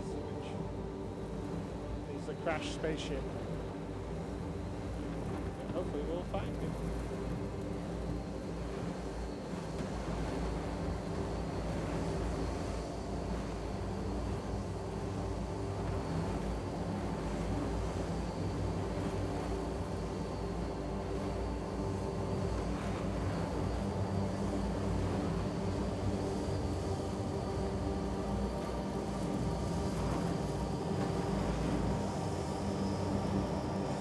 Vince is undeterred by the impending sandstorm.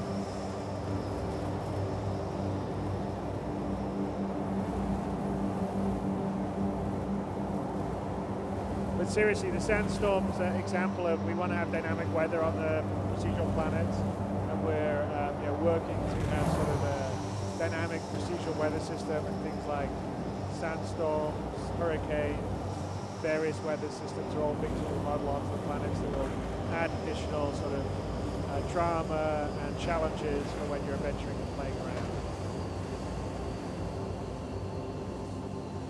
Alright, let's go check out these wreckages.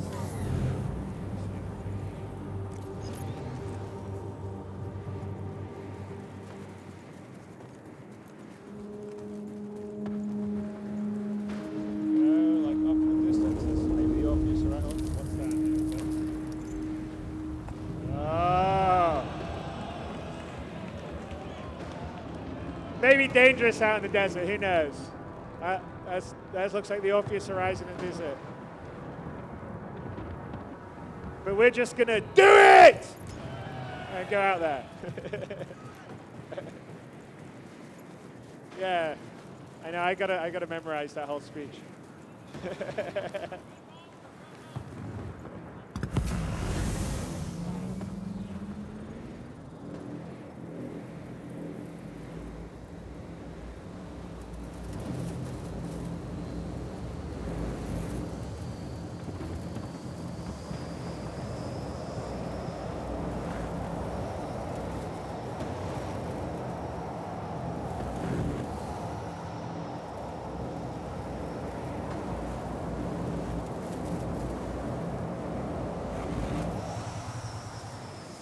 There.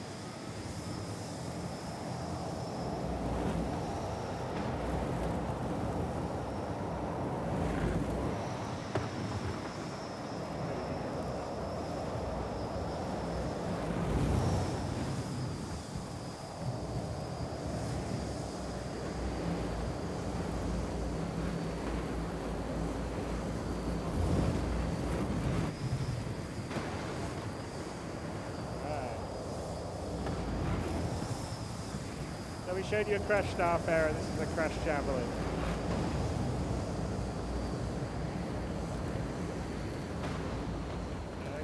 We'll just pop off here.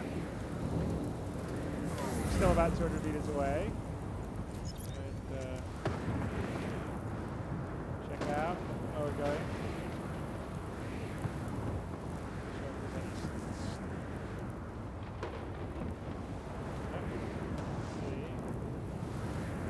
Second. Looks like there's a sad nomad. So should we shoot him? Alright.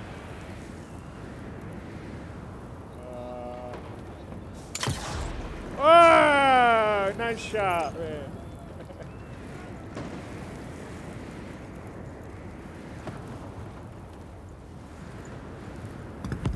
Vince got cocky. He's like on the move too.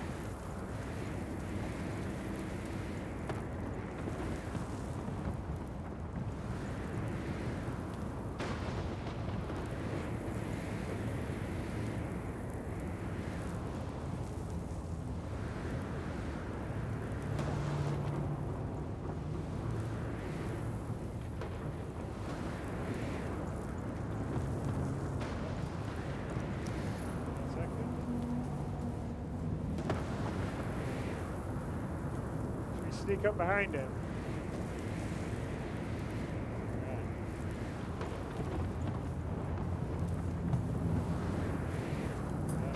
Watching the incoming sandstorm.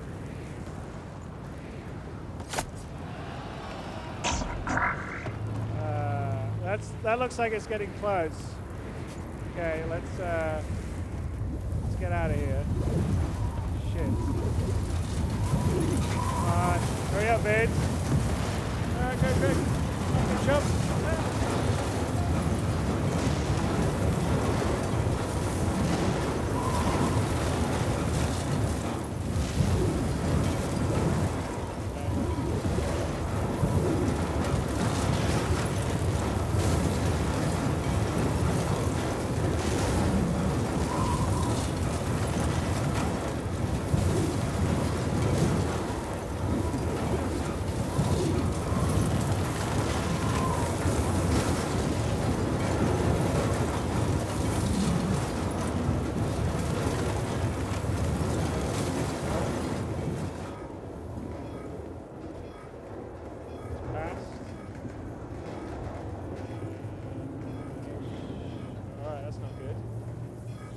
Lost our way in. Yeah, let's see here. That's where the black box is. Right.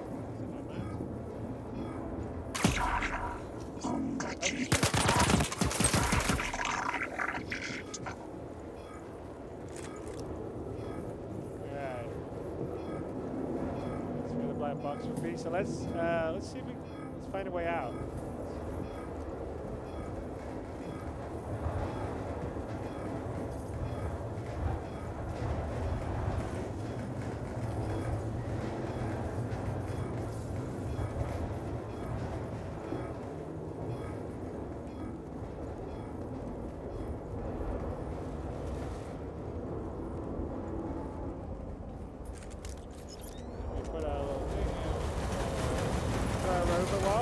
Where we were, the Connie up there, which is probably about, I think, 8 or 9 kilometers away.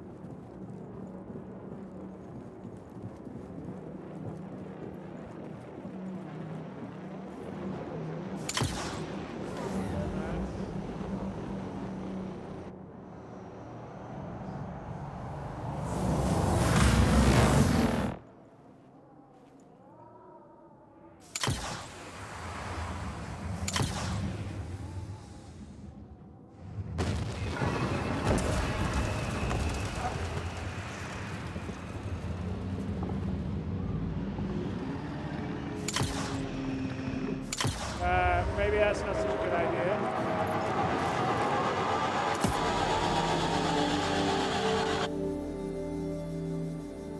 How did it? Okay, that's the first time it's ever done that. But you get to see the pull-out twice now. How did it go to the console? Did you get a key or anything?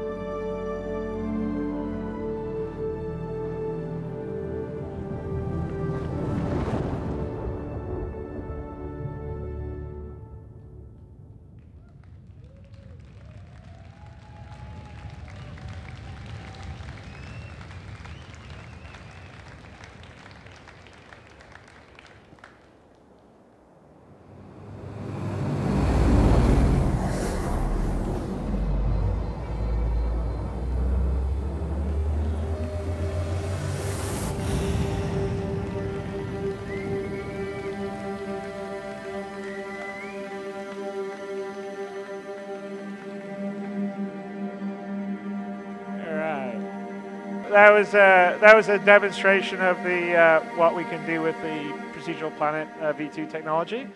Let me just go to the next slide. So we're going to. I'm going to hand it over to Sean Tracy, who's our technical content director, and Simon Vickers, who is a senior designer in Planetary 42. And we're going to sort of open up the curtain a little bit. They're going to get in the editor, and they're going to sort of zip you around the planet we built for this, which will be a planet that will be in Star Citizen eventually. It's just not in the Stanton system. And so I can kind of show you some features behind it, and then there'll be a deeper dive done by the German office. So I'll hand you over shortly. And I have to say that that last thing was the first time I've ever seen it any time we've done that playthrough, but that's live demos for you. So Sean, over to you. Awesome. Thanks, Chris. Hey, everyone. How's it going? All right. So, yeah, you guys know I get excited about this stuff all the time. So they thought they'd put a mic in front of me, and actually, like, usually I write down bullet points of what to say. I actually have bullet points of what not to say. So that's going to be good stuff. So I wanted to show you some behind the scenes. They want to see your screen up there. Very good. All right. So what you're seeing in front of you, myself and Simon work in this every day. This is the Spacebox editor. This is what our developers use to build our systems, build the planets. Pretty much anything that goes in the game runs through the editor. So you might recognize Polaris, but what you probably haven't seen before is the planet that's sitting there underneath. So one of the big things that we had to do with the CryEngine, and I get asked this a lot of times, like, what did we change from the CryEngine? Did we just take that and start plopping models into it or whatnot? Not at all. The terrain system had to be completely rewritten. So one of the biggest things that it needed to support, of course, was spherical terrain, like you're seeing up there. One of the other things it had to do was go up to a planetary scale. Now, the CryEngine terrain system was actually really good in the first place, but it was designed for, you know, a flat 8-kilometer sort of area. And not a true planet. So one of the other things is all this stuff is runtime generation. So all of it is happening in real time right in front of you. You saw we had the frame counter up in the top right for the entire demo there. And that's something that you know, any engineer, any artist, anybody working on the demo can really be proud of, because that frame rates of that level are hard to get when you're trying to do content to this fidelity. So one of the other things that you saw was the seamless transition from space to first-person ground. I haven't seen any other project or any other game, to that matter, that has the sheer range of scale that we have. So when you get really up close on the first-person terrain, it looks like you're down on the terrain. It's not blotchy. It's not too big. You don't get all screwed up with the scale.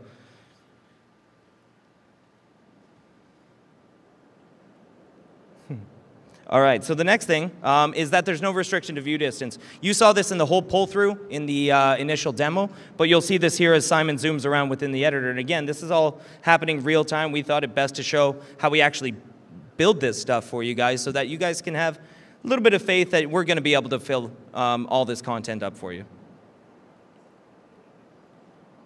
So one of the things we like to do is just kind of show the scale, because the scale is really hard to wrap your mind around. Even as a designer, it can be very jarring when you go from just a centimeter level of precision all the way out to thousands and thousands of kilometers. So he plopped a character in there just to give you an idea of what you're actually looking at, because it can be easy to get sort of a God complex when you're looking at this kind of stuff. All right, so I think we're going to go find a little area here and do a little bit of work, because one of the biggest and most powerful pieces of the tools, and it's probably what we work on the hardest, is that it's artist guided, but it's procedurally generated. So the artist can still have this really fine-tuned control over the areas that they want, but we can do it on such a massive scale, and they can even go in afterwards and sort of tweak up the objects. So you'll see he's actually just creating more landscape. We actually use an ecosystem technology to do this. So I'm going to let Simon paint a little bit of terrain here. And this is pretty awesome. This is what we get to do every day. So it's really exciting to be able to work on this kind of technology. And it's even better to be able to stand in front of you guys, in front of this kind of technology, because there's 360 other developers that are working on this stuff. So got to say that it's a massive, massive team effort.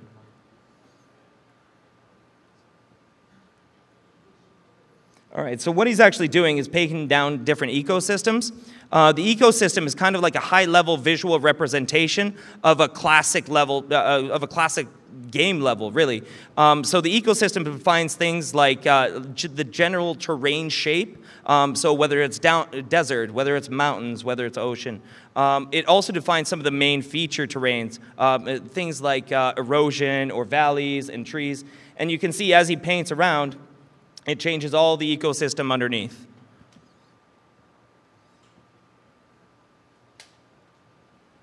All right. Shall we find a nice little spot to build up on?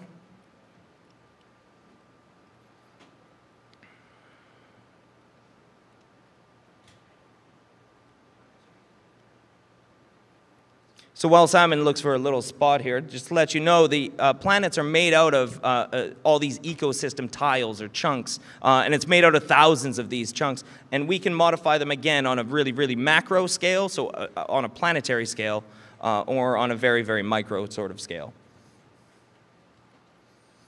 So the first thing he likes to drop down is always a little bit of a lake or a river. So of course we've got the water support that we wanted to, but we had to actually rewrite the whole ocean and water volume system in the CryEngine to be able to support, again, this spherical level terrain. And as you can see, the results are actually really, really good.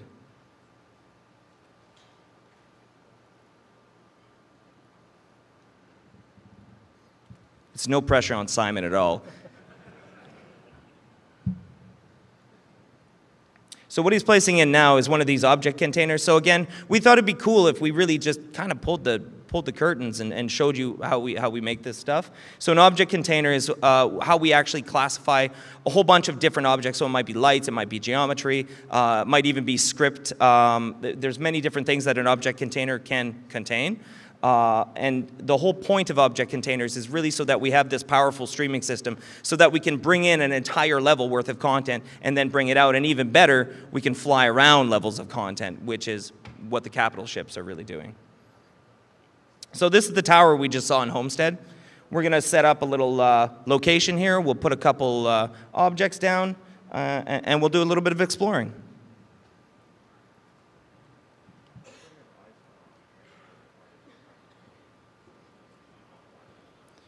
So you see how quickly the designer actually controls the procedural distribution of the trees, grass, groups of objects. And this isn't restricted to vegetation, right? You can do this with rocks. You can do this with grass. You can do this with buildings, maybe, question mark? We'll get to that at some point, I'm sure.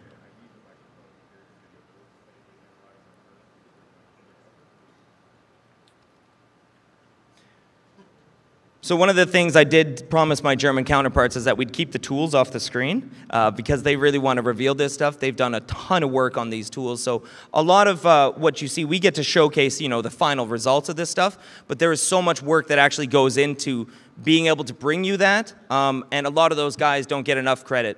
So really excited to be able to stand in front of this stuff for them. Woohoo!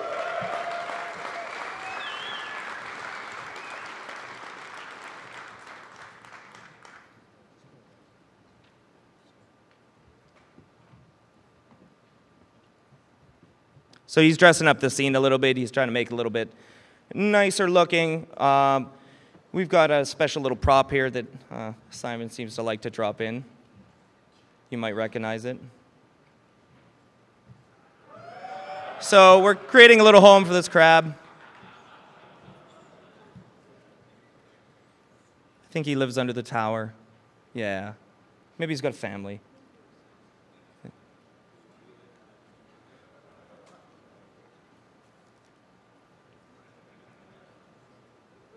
Yeah, it's a daddy crab, you know. Yeah. Now we're talking, Simon. Now we're talking.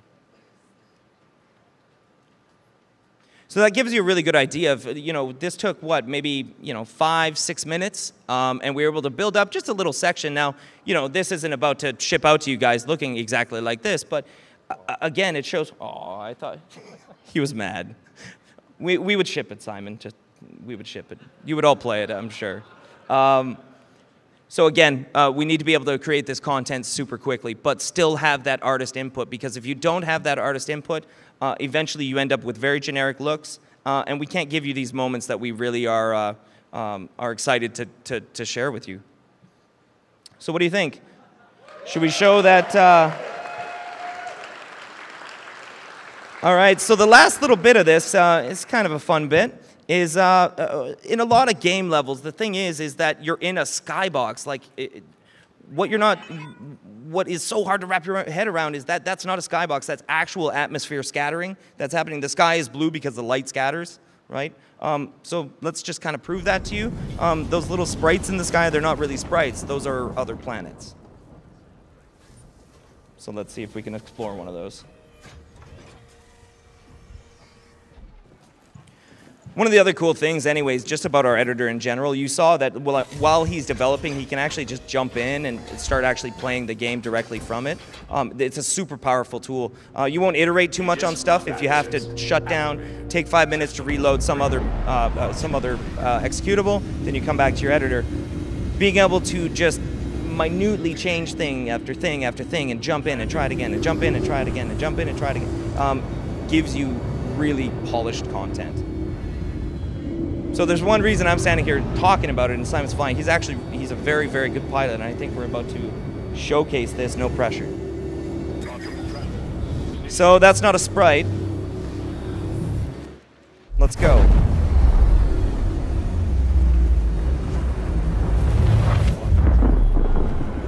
All right. So a little bit of a different looking planet here. So this is kind of showing off a little more of the exotic ecosystem that we can do, and we barely just scratched the surface on how far we can really take the exotic bits. These are sulfur lakes. This place probably just stinks. I mean, it's super hot. The sunset, though, that you can see, again, with the atmosphere scattering, we get this for free. You know, not for free. I mean, somebody worked very, very hard on it, Carson Wenzel. But in terms of actually running in the game, when the sun comes down on the horizon, yeah, we're going to get that scattering. We get natural day-night cycles because, well, the planet's rotating. So you see they're doing a bit of mining here, but Simon's, he's brave. All right.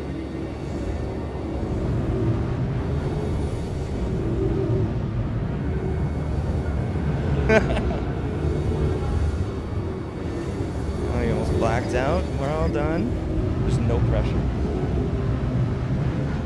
But we really wanted to show you, again, like, without having too big of a demo put around it, we wanted to show you how we kind of, you know, level design jazz, Simon called it earlier, just something a little bit improv. And, oh, what's this?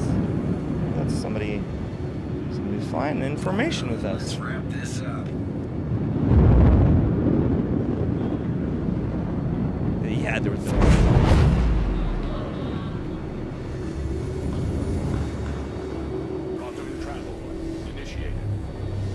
So we're gonna go chase him down, see where he went.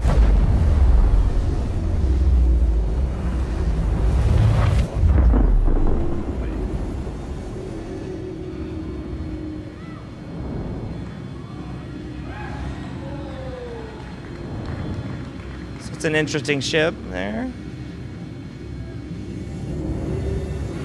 All right, so we've given away way too much already. They want me to get off, I know it. I'm so sorry. All right, thanks a lot, guys. I hope you liked seeing how we actually build all this stuff for you.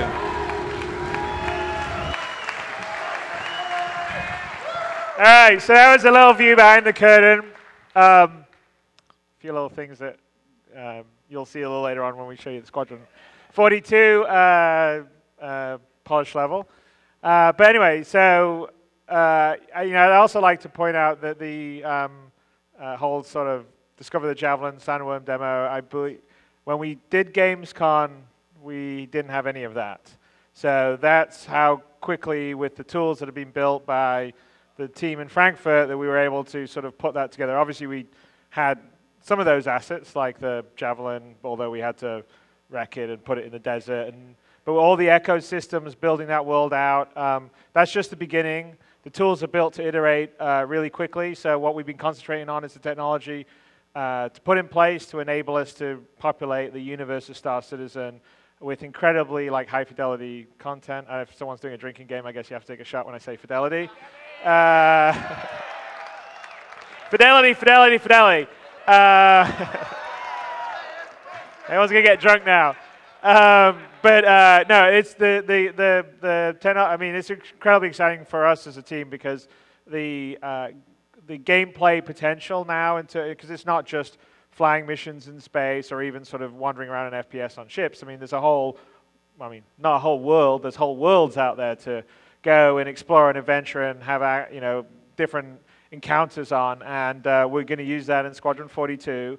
And obviously Star Citizen is going to be a large part of it. And you've just seen the tip of the iceberg. So if you see how our ships get better year after year and a bunch of our characters get better year after year, just imagine what the planets are going to look like in a year's time and everything else. But I have to say, the team that are building this is fantastic. So my hat's off to them, and my hat's off to you guys for enabling us to be able to do this. And you know, it's 4 years. Happy birthday for us. 4 years on. Thank you. My lovely wife here, Sandy, too. Better singer than me. What? I'm not singing. Oh, you're not singing? Well, you're not going to get we won't get taken off the internet now. No, I'm not out here to sing. It's public domain. I'm out here to announce CitizenCon 2017 will be held in Frankfurt.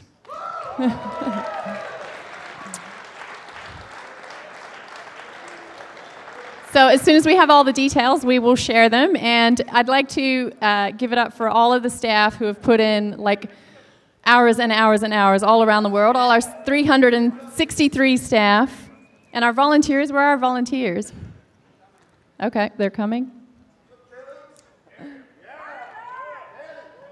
Who's going to kick? Chris, are you going to kick off the singing? What's that? You're going to kick off the song? I can't. My singing's awful. Happy birthday to you. Happy birthday to you. Happy birthday, dear Star Citizen.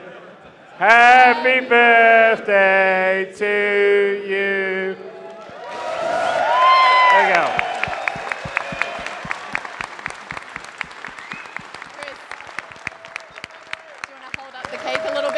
People can see it or not? Oh, I have to cut the cake. Oh, all right, here we go. Just do it! I did it.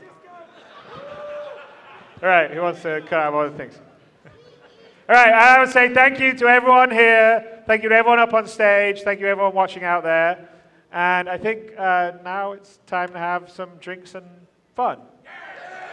All right, there you go.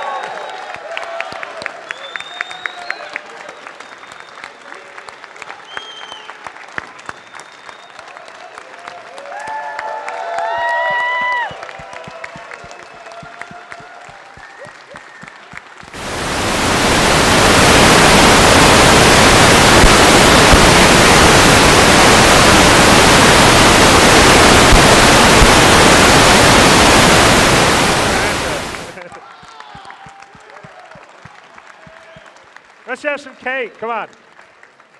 Cake and drinks. Let's do it. So we are going to bring the cake out so people can enjoy some cake. And then we're going to have a signing table with your brochure to get signed. There is a fun green screen photo booth in Bordeaux and where we can have lots of drinks and lots of fun. So I don't know, where are we setting up the signing booth, Cameron? Okay, so we're going to be down in front here. Yeah, I mentioned that already. Okay. All right, let's do it.